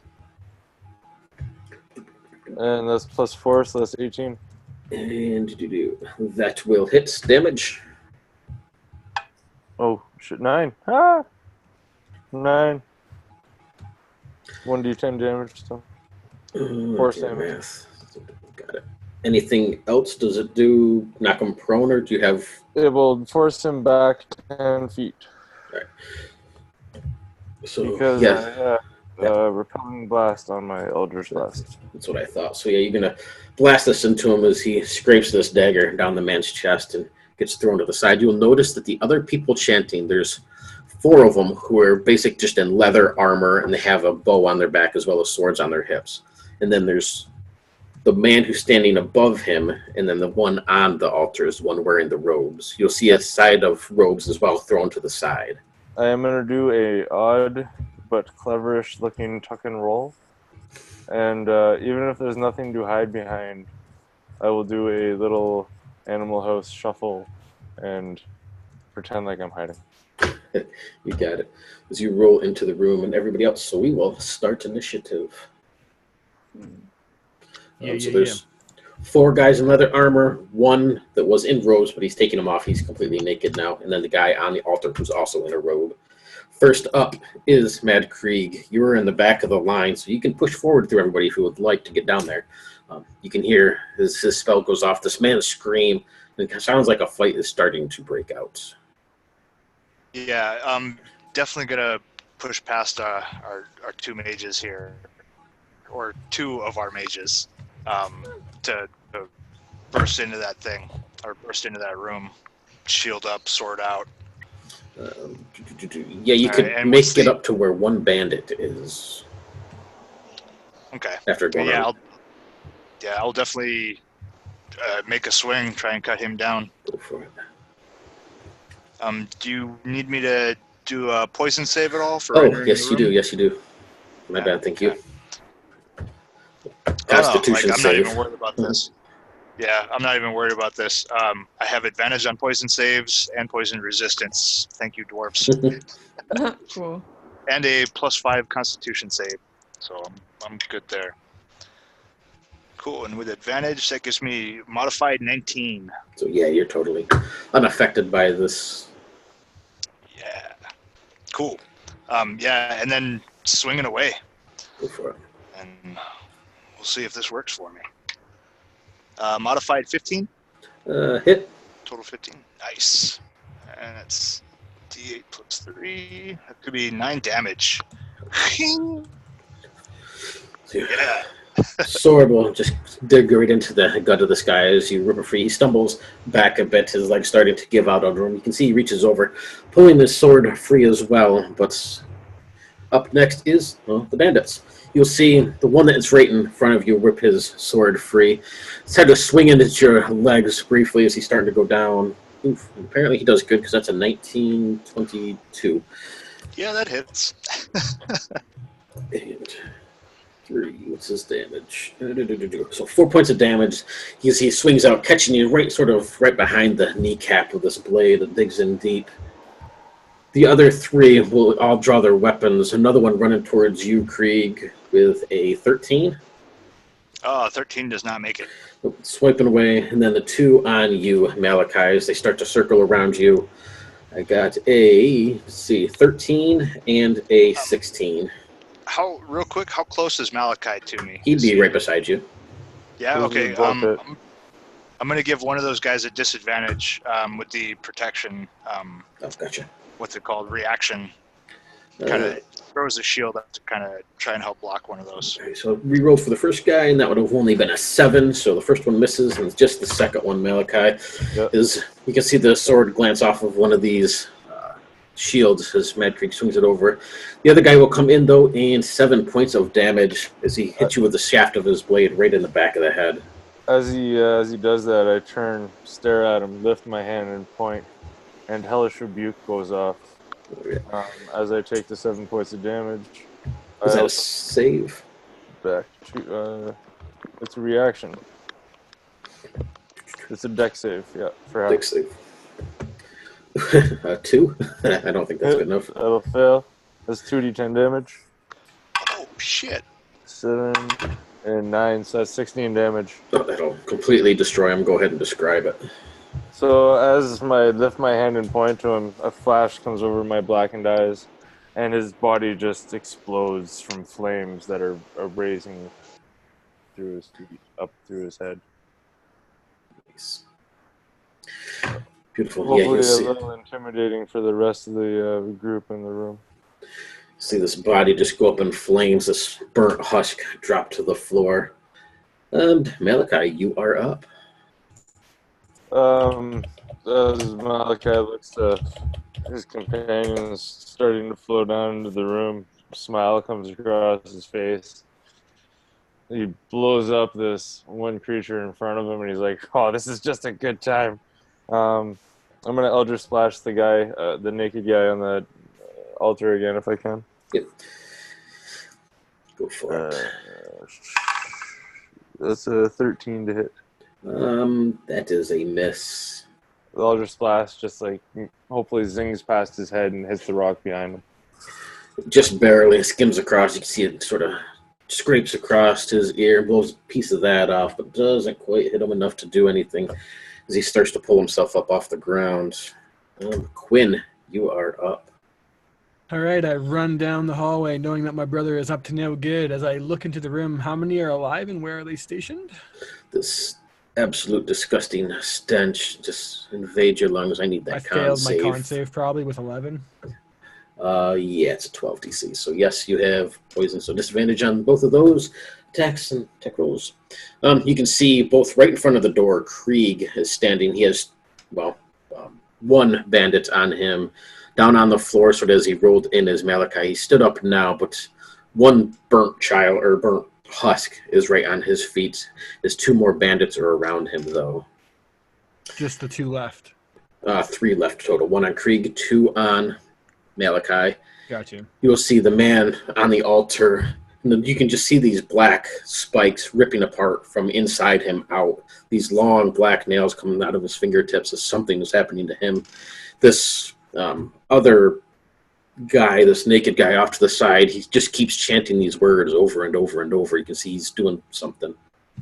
All right, I will start channeling words of power, and as water drips from my hand, it forms an icy knife, and I will chuck it across the room into chanting guy. All right. All right. I just rolled a natural 20, and then because of disadvantage, 19. 19 still hits. Really sucks that I missed the crit, though. All right, so he takes at first. Why did I do that? Sorry, Fantasy Grounds rolled the crit, so let me just re-roll that.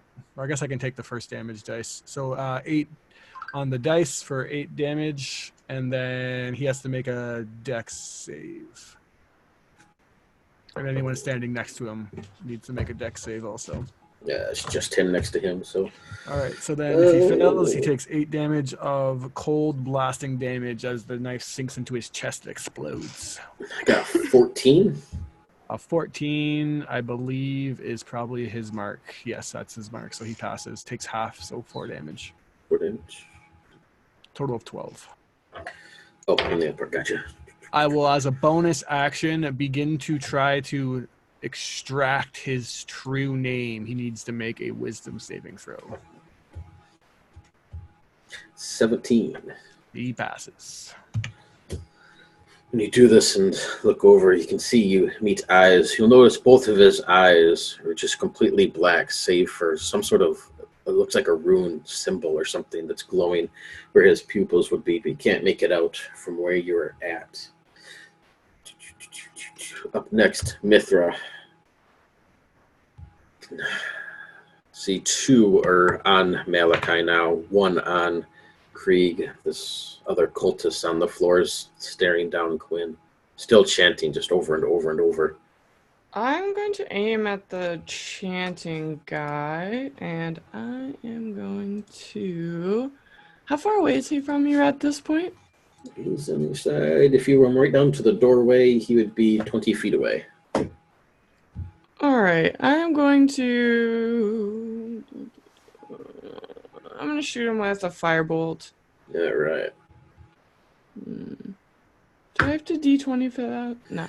Yeah, it'd be Yeah. 1d20 plus whatever your spell mod is, 5, I think. Ooh, 18 plus 6. And Oh, yeah, definitely. He takes 1d10 fire damage.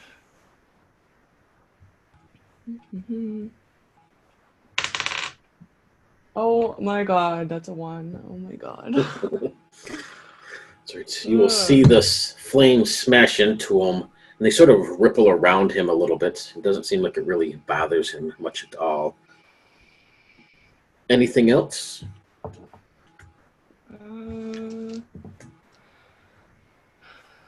Do I know what type of spell he's casting? You can do an Arcana check. Or any idea, like, what we can do? Because I'm really feeling like this guy is definitely the one in charge here, for sure. You can do an Arcana check if you would like. If you recognize. 16 plus 5. He's definitely doing some sort of conjuration magic. Guess that makes sense. Up next, this guy on the altar lets out a final scream, and you'll see blood and vomit just spill forth from his mouth as his hands go over the side. And this almost looks like his skeleton itself starts to rip free. You see the bones come up out of one hand as he starts to lean forward. His skull rips free from his face. This melting skin just rolls off of him. But this thing that is coming out of him, you can see it doesn't look right. It's too many bones, too many spikes. This long tail that hangs off of the spine is this skeletal-looking creature bursts forth, covered in spines with this huge, almost looks like a scorpion-like tail. And it looks around the room, letting out these guttural sounds, and then hops down and starts walking across the room. Krieg will see you there and then just makes a dash towards you. You see these 2 claws come in swiping. Let's see what he has.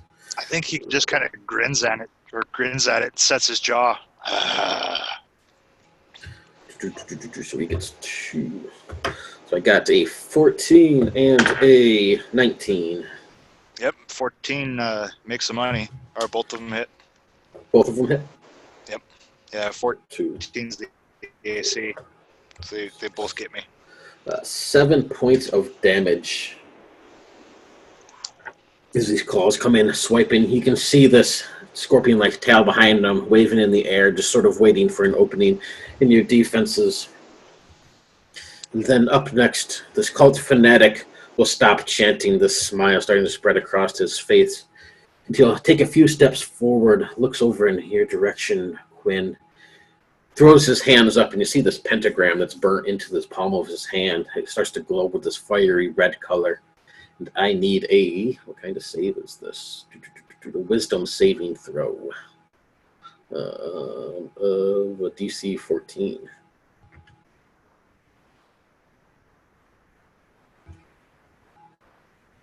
I'm sorry, is that a me, man? Nope, on Quinn. My bad. No, you're right. All right. 10. 10. You can feel your muscles start to stiffen up a little bit, your fingers curl in on themselves, your knees start to buckle, and it feels like your entire body is just turning to stone as you are held by a hold person. So, let's see what we do here. You're paralyzed for the duration. And with that, he drops down. You can see that he kind of turns a little bit and drops, putting his back up on the other side of this altar, taking full cover on the other side of it. And that is the end.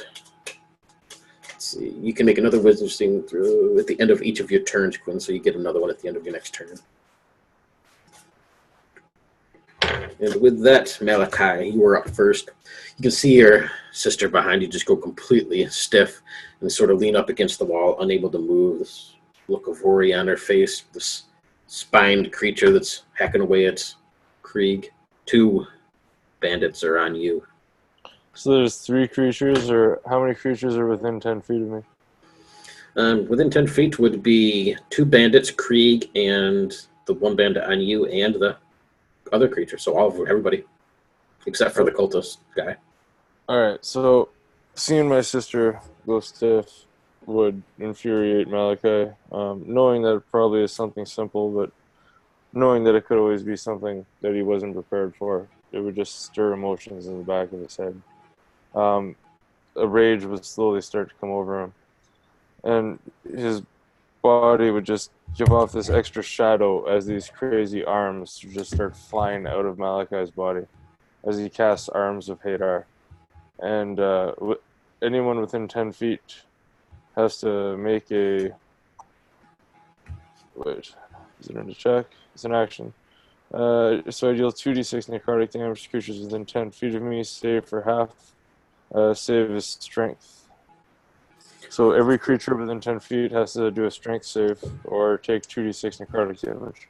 What's the save target? 14, 15? Sorry, 12. 12? Yep. Actually, is it my DC plus my strength, or is it just my DC? It would be 8 plus your proficiency bonus plus your charisma modifier. Yeah, it's just 12 then. Okay. Is that me also? Yep. Yeah, okay. One of these guys failed. The other 2 saved. And, let me do the demon. Just wait, that's strength? Yeah. Yes. Oh, cool. That's total 14 then. I'm good. You are good. All right, so... I was nervous for a moment. And what's the damage on that? 6. Is it half on a save or full or nothing? Half on a save. Okay. Creatures failing save lose reaction until next turn. You take 1 out, so you're going to take 3 points, Krieg, at least from it. Gotcha. So these will slash out. You'll see the one that was on Krieg, these arms take in and just rip apart, who's already started to be down anyway. The other 2 are pushed back a little bit that are on you, Malachi. And it even hits this creature beside Krieg a little bit, attacking and dragging at him, scraping across these sort of twisted bones and spikes that it has on its body. Anything else? If I do knock back the creatures around me, would I be able to possibly disengage safely? Start to make my way towards the altar? Yeah, you can disengage safely, yeah. Yeah, I'll do that, and with any movement, I'll take towards the altar then. Yeah. You start to reach all the way around. You can't quite see the guy behind the altar as far as you can get, but you know he's right on the other side of it. And Mithra, you are up next as these black tentacles erupt across the ground. You'll see Malachi rolling away and starting to go for that cultist on the other side of the room, who's out of sight at the moment. Okay, Malachi's how? Oh, jeez, I don't know. Okay. Is there anything coming directly at me? Not yet. There's 2 bandits in front of you that Malachi just got away from, and then this creature that's attacking Krieg. But they haven't really come towards you yet. Okay, I'm gonna aim for the creature that's attacking Krieg, and I'm gonna try again to hit it with a firebolt. All right.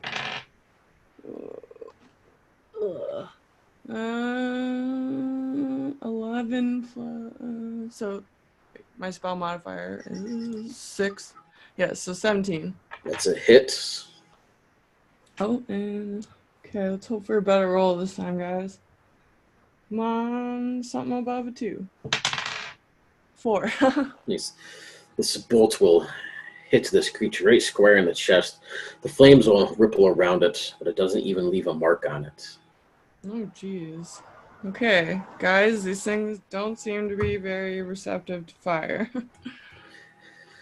Up next, Quinn. You can't do anything turn, but you can make another wisdom saving throw. I've already pre-rolled for you, and let me tell you, I rolled a 5 for a total of 6 on my first roll, burned my inspiration, and then rolled a 5 for a total of 6 on my second roll. So I sit there struggling intently to try to get out of this spell. Can I give you my inspiration to attempt that again? I think you can only have advantage one time. Once as per per rules. turn, yeah. Thanks for the Gotcha. consideration, though. As you struggle trying to break free, and this seems to just hold right in, you can hear soft screaming sort of sound in the back of your skull, Quinn. Just barely there, but you can hear something like a banshee scream. Get out of my head. Up next are the bandits. You got one. Oh, no. Krieg killed that one, so you got 2 on Malachi that rolled away.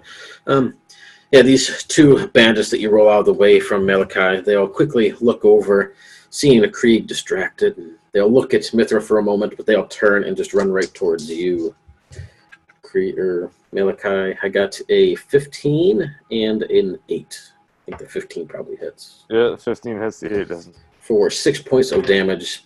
As they Oh my roll God. over, you can see that he takes this blade and just drives it right down through the back of your leg as you start to roll away. Malachi takes a very long time recovering from that blow, as he's bloodied heavily.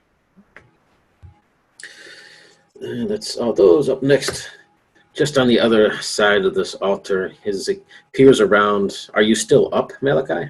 Yes. You can see this cultist crawl forward. He's just covered in gore and bits and pieces of flesh still stuck to his skin. Sort of looks at you and makes eye contact for a moment. This smile starting to spread across his face. I need a Constitution saving throw, Malachi. I'll smile right back, eyes gleaming. Damn it! Give me a second. It's not going to be a high one. Yeah, that's a 10. Not quite. He reaches out his hand, this pentagram still glowing, and you can see he reaches out and just kind of turns it, squeezing his hand. This pressure just builds up and builds up right behind your skull. Anybody looking over will see this left eye of Malachi start to bulge, and the whole thing just explodes on the side of his face. You're going to take 6 more points of damage, Malachi. Just make a note that you are missing your left eye at the moment. Fucking right, man. That is wicked. Next, this monstrous creature in front of you, Krieg, bends down. This time you can see a swipe coming around from the claw, and you can see this spined tail just over his shoulder jutting forth. The claw, I got a 21. The tail, I got a 11. Yep, 21 hits. That's just a claw. You do 5 points of damage from the claw. Whew, all right. Still going. Can he do anything cool? Definitely starting to look bad. With that, you'll see he steps back a few spaces, disengaging. You'll see these bone-like wings just sprout from his back as he leaps up into the air. Let's see, the ceiling in this place is 25 feet high, but he looks like he's starting to take flight above you. And lastly, Krieg, you are up. All right, is I still within reach? Yes, because he only disengaged. He didn't actually fly up, so yes. Okay, cool. Yeah, first bit, I got to chop back at him. Guaranteed. Oh, boy. Oh, man. You know what? I think I'm going to have to, much like Malachi, the rage starts building, triggering rage as he just goes fully angered and pissed off by kind of getting beat on by this whatever hellish thing it is. So yeah, I think I'm probably gonna need it. All right, so it only lasts for a minute, but or a minute total. But that is gonna give me advantage. And I rolled 10s on both of them, but that is gonna give me a total of 15. That is still a hit, yes. Yeah, nice. All right. So that's gonna be with an extra 2 damage. Holy crap! So that's plus 5. That's only gonna be 7 damage for that. Okay. But I would also like to use the action surge for the extra action to hit that mofo again, Go for it. because I have an unrelenting hate of my enemies. Oh, fuck yeah. So, advantage, I rolled a 20 and a 16. Those are both dope, but there's a natural 20. Beauties. That is We fantastic. can describe how you give some inspiration to, I think Quinn needs it. Yeah, to Quinn. So I think Quinn is, as he's frozen and stuck, inspired by Krieg and his battle rage, kind of leaping up off the ground, chopping into this thing, backlit with that eerie green glow. It just looks cinematically dope. Nice. All right, and I need a quick refresher. Is it double the damage or roll the damage dice twice? Your choice. You just call it before you roll. Okay. I'll roll the dice twice. I like rolling the dice. But the bonus only adds once, correct? Yes. Yeah. Okay. So that's a 6 and a 3. So that's 9 plus 5 more is going to be 14 damage. Damn. Yeah, your As he slams into this thing. blade will tear through this. You can see several of these rib-like bones on this thing shatter apart. A couple spikes come down. You're going to slam this thing right back down into the ground.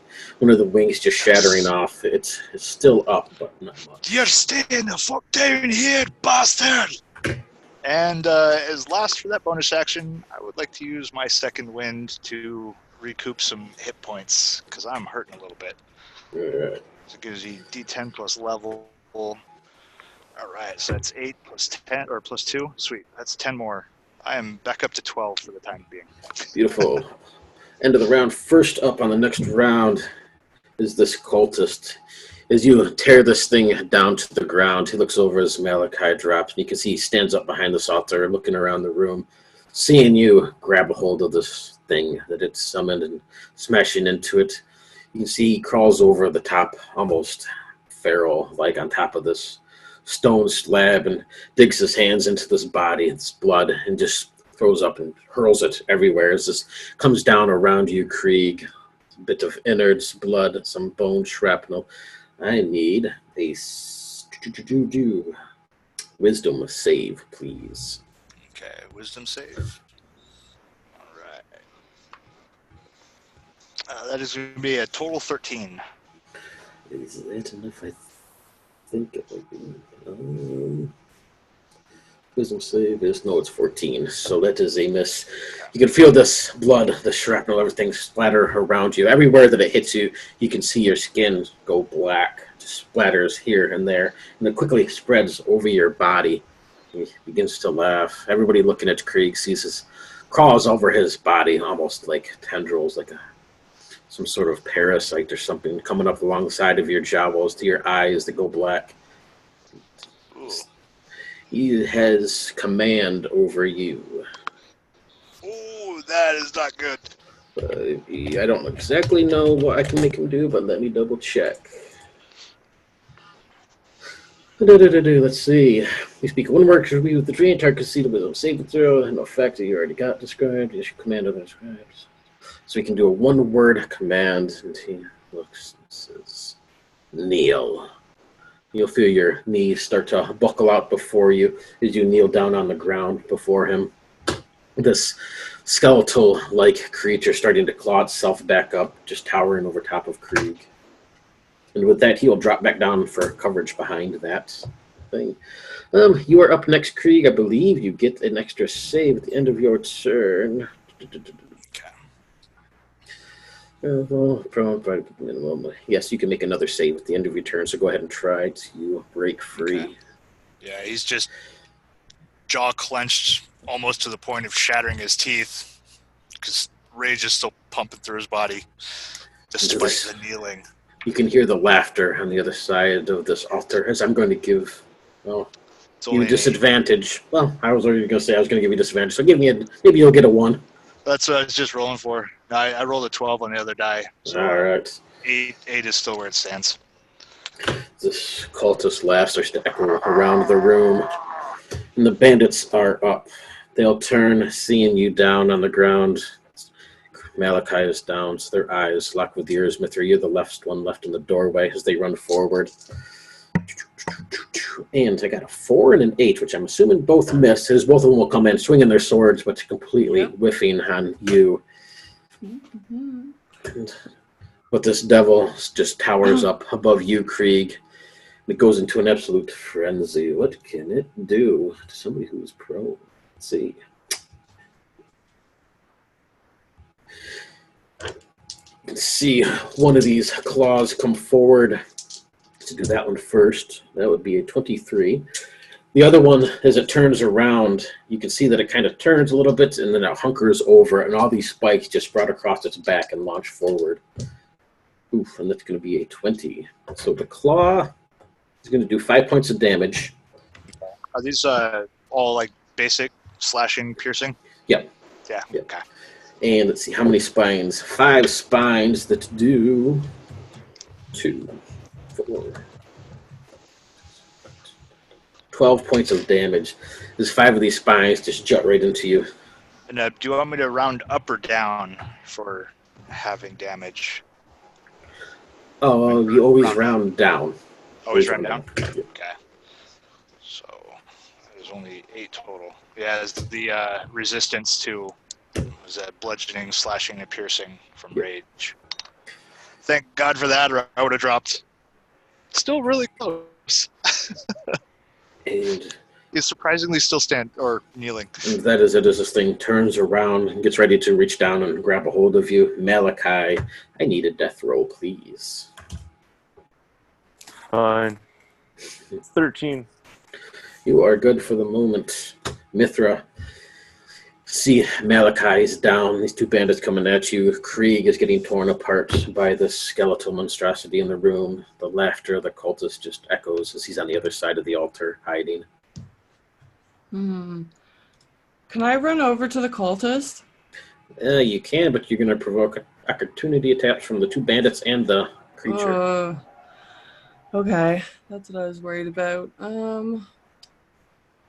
Okay, who's in the most danger right now? Krieg, I believe? Yeah, Krieg, as far as danger, unless you want to count Malachi, who's dying. Don't count me, I'm dying. It's okay. I was going to say, go for Malachi. I'm still standing at the moment. Okay, I'm gonna take... Well, isn't Malachi being attacked by the cultists, though? Well, he ripped out its eye, but Malachi talked Malachi down. What So, yeah, he's would down I on the be ground. aiming for? Like, what am I looking to help him, or is something attacking him right now? Oh, no, the cultist already took him down, so he's down. Okay, Yep, okay. yep.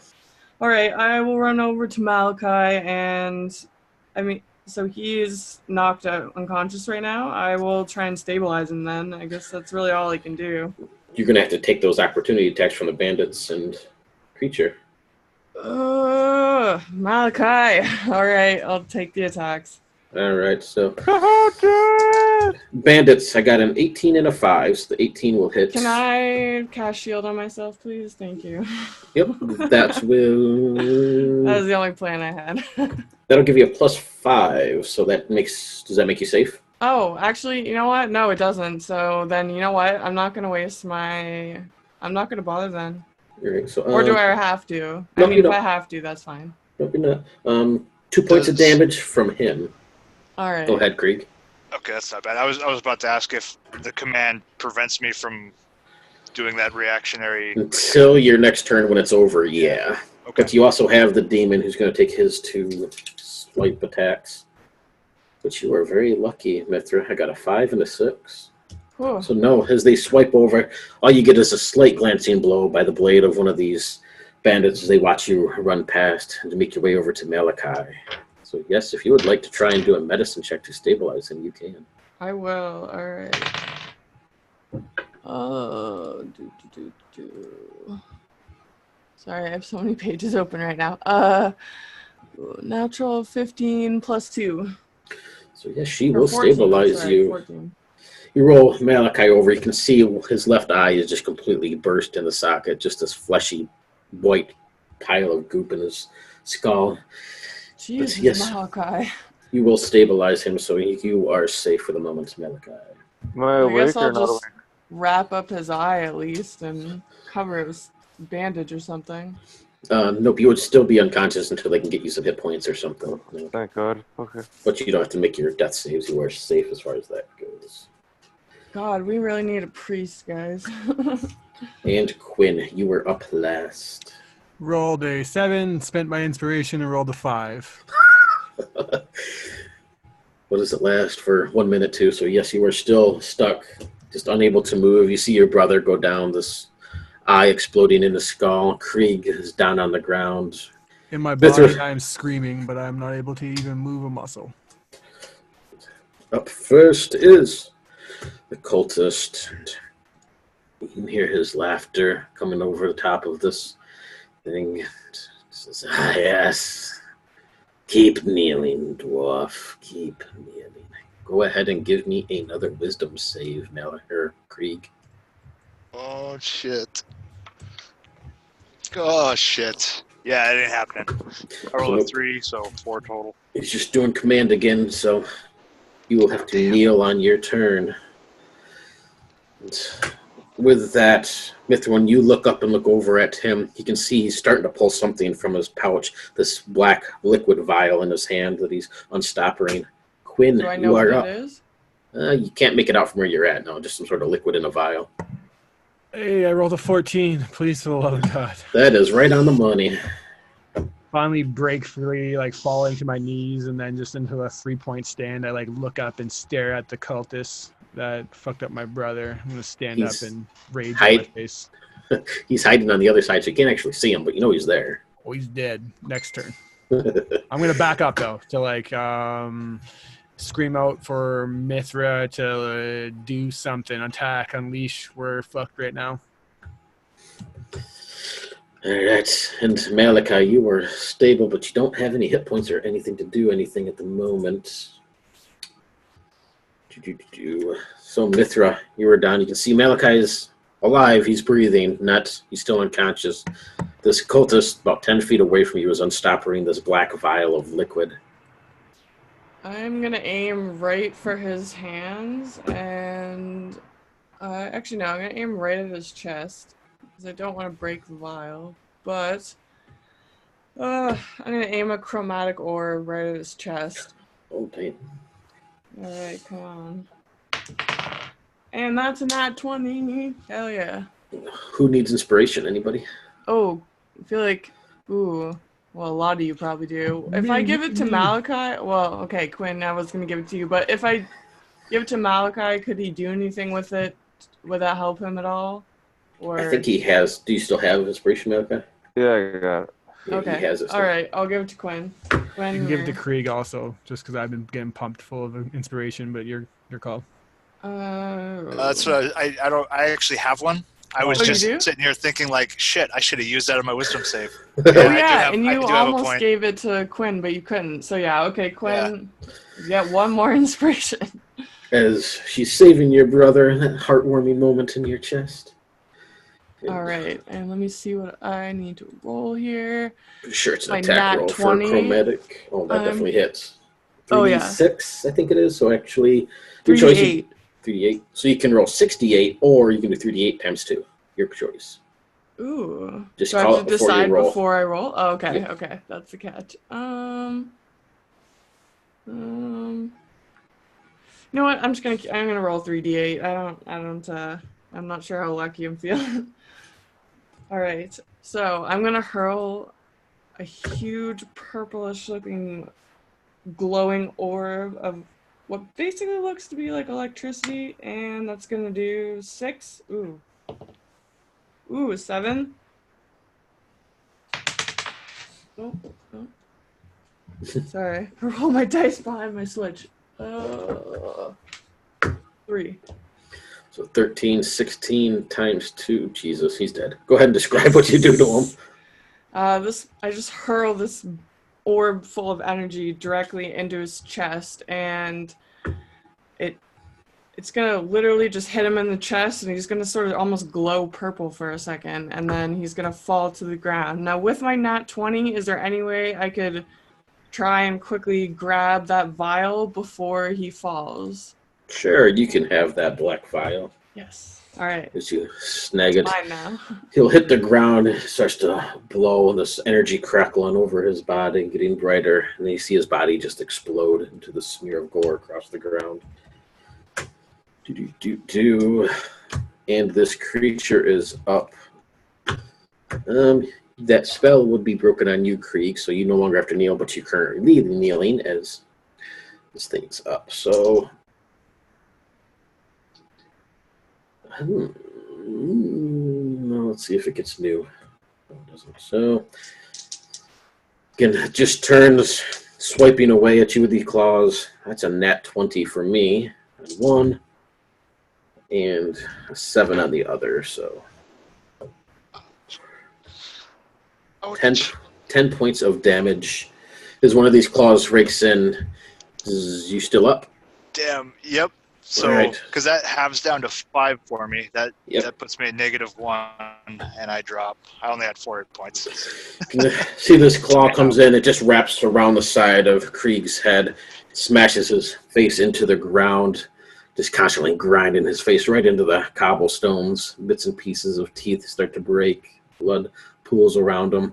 Turns up and lets out the scream as it looks around the room, seeing Malachi down, Krieg down. The closest one would be Mithra, since Quinn is up the turn, so it's going to turn towards you, Mithra, and start moving across the floor.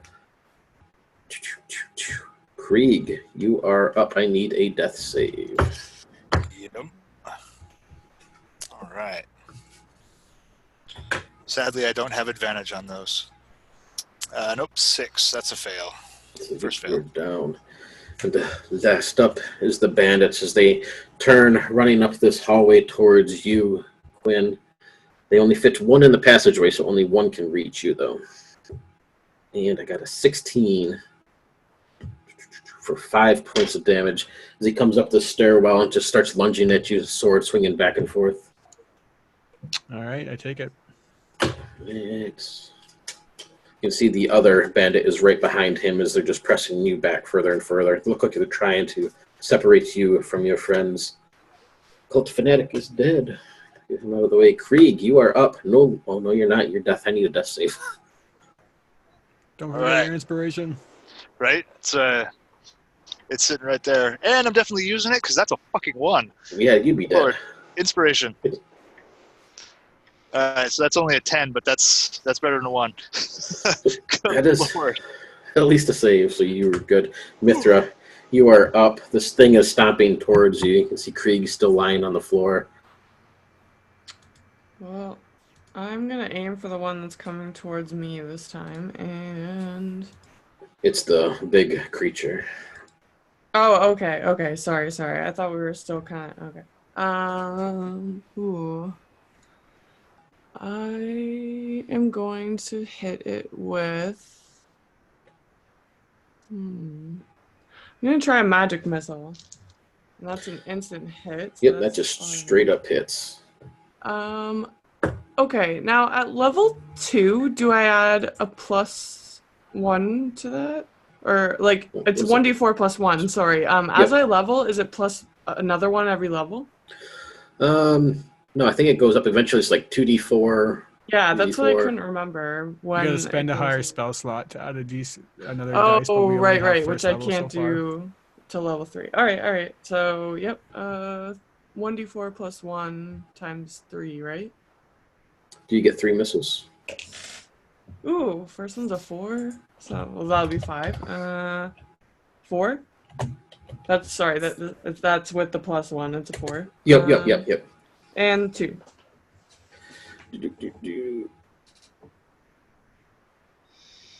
So, gotcha.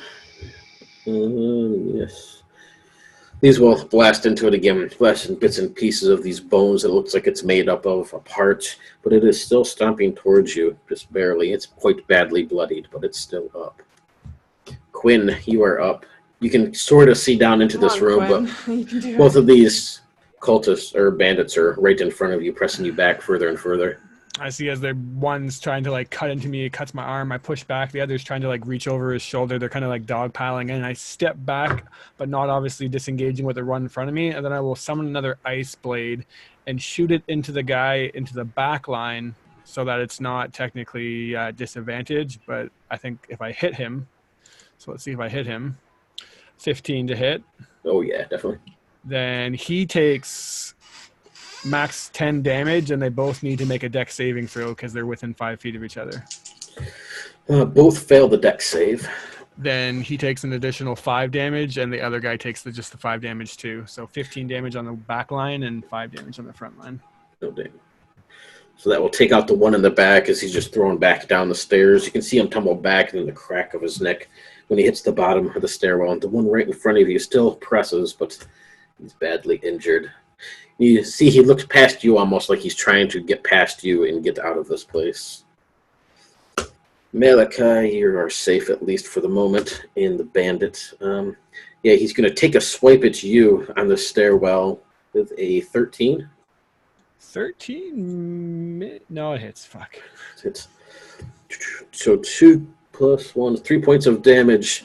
And he shoves past you, trying to disengage and get up past you. I don't know if you're going to let him. Technically, you can try.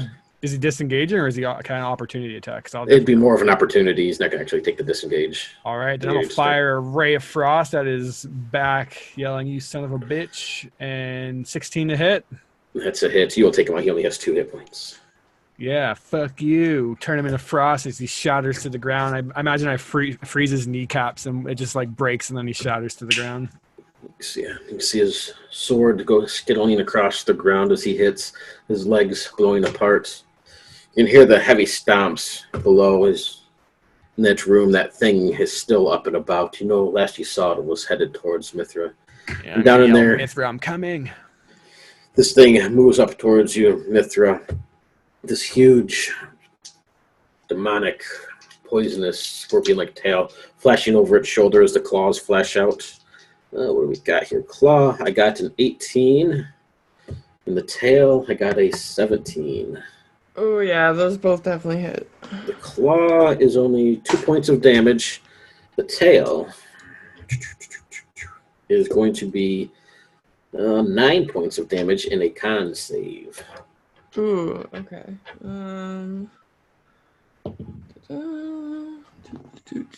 What is my constitution? 14. You only got to take half damage from it. When this tail hits you, it just explodes in this flame of fire across your chest. So sorry, would that be... Sorry, 2 plus 5 damage that I take? 2 points of damage is the claw. Just take that one out. And then the fire damage is going to be 6 divided by half 3, so 4 points of damage total. Okay, cool. And you were going to be knocked... Oh, no, you passed. You good. So never mind. Yes, Squishy Wizard for the win. That is it on his turn. So shuffle these up. And they're dead. Oop, the devil is up before you, though, Mithra. Again, it's just going to come in with these 2 claw attacks with a nat 1 and an 11, which is that 11? I'm good. Mithra, you are a up. lucky day for me. Thing standing over top of you. You can hear Quinn coming down the stairs behind you. Malachi still cradled in your arms. Krieg on the ground, bleeding out. Oh, is it my turn too? Yep. Oh, okay. Okay, so Malachi is stable. Krieg is knocked prone. Yep. And Oh, he's down. He is not stable. Okay. But getting to him, you do provoke the attack of opportunity. You know what? I'm just gonna aim at the creature again, and I'm gonna go see my spells. I think I still have 2 spells left. I'm gonna go with a chromatic orb again, and I'm gonna aim it directly as in the does this thing have a chest? I guess. Sort of. Okay. Ooh. Oh yeah, I'm good. 18 plus whatever my spell mod, right? Yeah, 18 plus 6. I'm good. And What kind of damage are you going to choose it to do to that? I'm gonna go with. I'm gonna just whip a giant fireball at it, and that's gonna be 3d8 again, and I'm gonna roll separately again. All right, go for it. 4, 7, ooh, 5. You can see this fireball explode across it. So think for a moment, Mithra. Last time you used fire, it completely ignored it. And it does again as this ball of flame erupts over top of it, but does not do a single thing to it. Sorry, guys. Your wizard had a brain fart. Quinn, you are up as another blast of flame erupts in this room. I'm going to step into the room. My eyes turn a piercing blue as icy wind billows around my hair and hands and shoot out a ray of frost for a 23 to hit and a total of 8 damage. That will take it out. Go ahead and describe what you do. Oh, thank you, I Quinn. scream out, "Get off of her!" and then just shoot out this icy whirlwind that just, as it's going to claw down on Mithra again, it freezes his hand and arm, and he just kind of goes to a statue and tilts over and smashes. Smashes to the floor. You can see this body that is still on the altar twitches a few times, and then it too just explodes in ice. There's gore, blood, dead cultists, bandits, a dead Krieg still on the floor. We're out of initiative, so what do you guys do? Malachi. I still have initiative. Oh, no, I mean, we're out of initiative because everything's dead. Oh, sorry. Oops. Thought I could help you. I imagine Yeah, can we run over to Krieg? Yeah, if she runs to Krieg, I would run over to Malachi, even though he's, like, stable, unless she says otherwise, because I don't think I've seen... No, you didn't see her go over so there. my first instinct would be go to my brother and just see what's going on with him. He's unconscious, but alive. How's his eye looking? It's completely blown out. Oof. I'm gonna give him a yikes. Mithra, if you want to give a stable check on Krieg, you can. Alright, Krieg. Hoping for the best here. Oh, that's an 18. Oh, yeah, you're good. So you're 18 stable. plus, yeah, something. 18 plus 2, so unnatural 20. Yeah, quickly stabilize Much him. obliged. You're welcome. In the room besides the altar, there's a bunch of shattered clay pots. There's a couple cremation urns up on a shelf. A pile of woodworking tools and smith tools and weapons in the corner.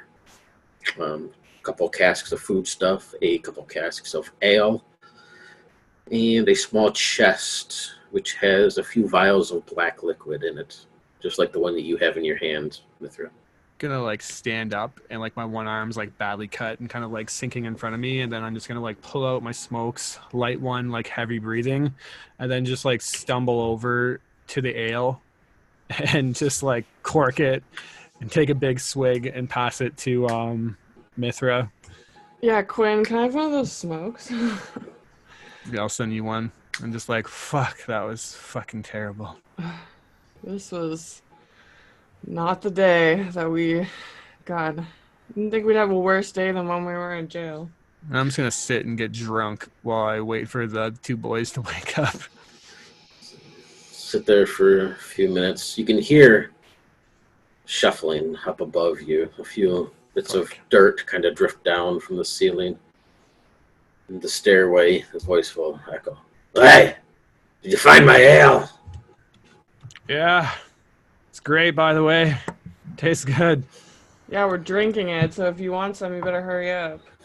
You hear the heavy footsteps of this man as he comes down around the corner. Behind him, this little dwarf loafs along, still rubbing at his head. Is Gordrick and Wellum step into the room and look around. Ah, that's all the shit they stole from me. Give me a mug of ale. Give me a mug of ale.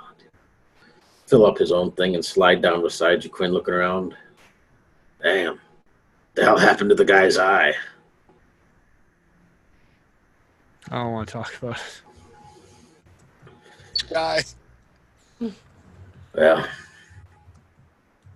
we've all seen better days, I guess. Better days. He'll slide down along the wall to sit down next to you, Quinn, and we will call it there for the evening. Yeah. So I remember to loot the room though after when we come back tomorrow next session. Yeah, same. Yes. I'll assume that Krieg and Malachi are... You guys can take a short rest so you can use your hit dice to heal a few hit points. And All right. Man, that was some terrible rolling. Good with an eye patch, man. you can get a cool eye patch. You should get a cool fake eye. Oh, dude. Sexy Doesn't Mithra have that orc's marble? yeah, there you go. Yeah. Solid black marble? It looks Oh, like it that's would a good fit guy. perfectly in Malachi's eye. Here, Malachi, I mean, I know it's not that great, but it was a treasured item. Maybe he'd be happy to know it was going to good use. Those are beautiful rolls, Chris. Let me stop our thing here.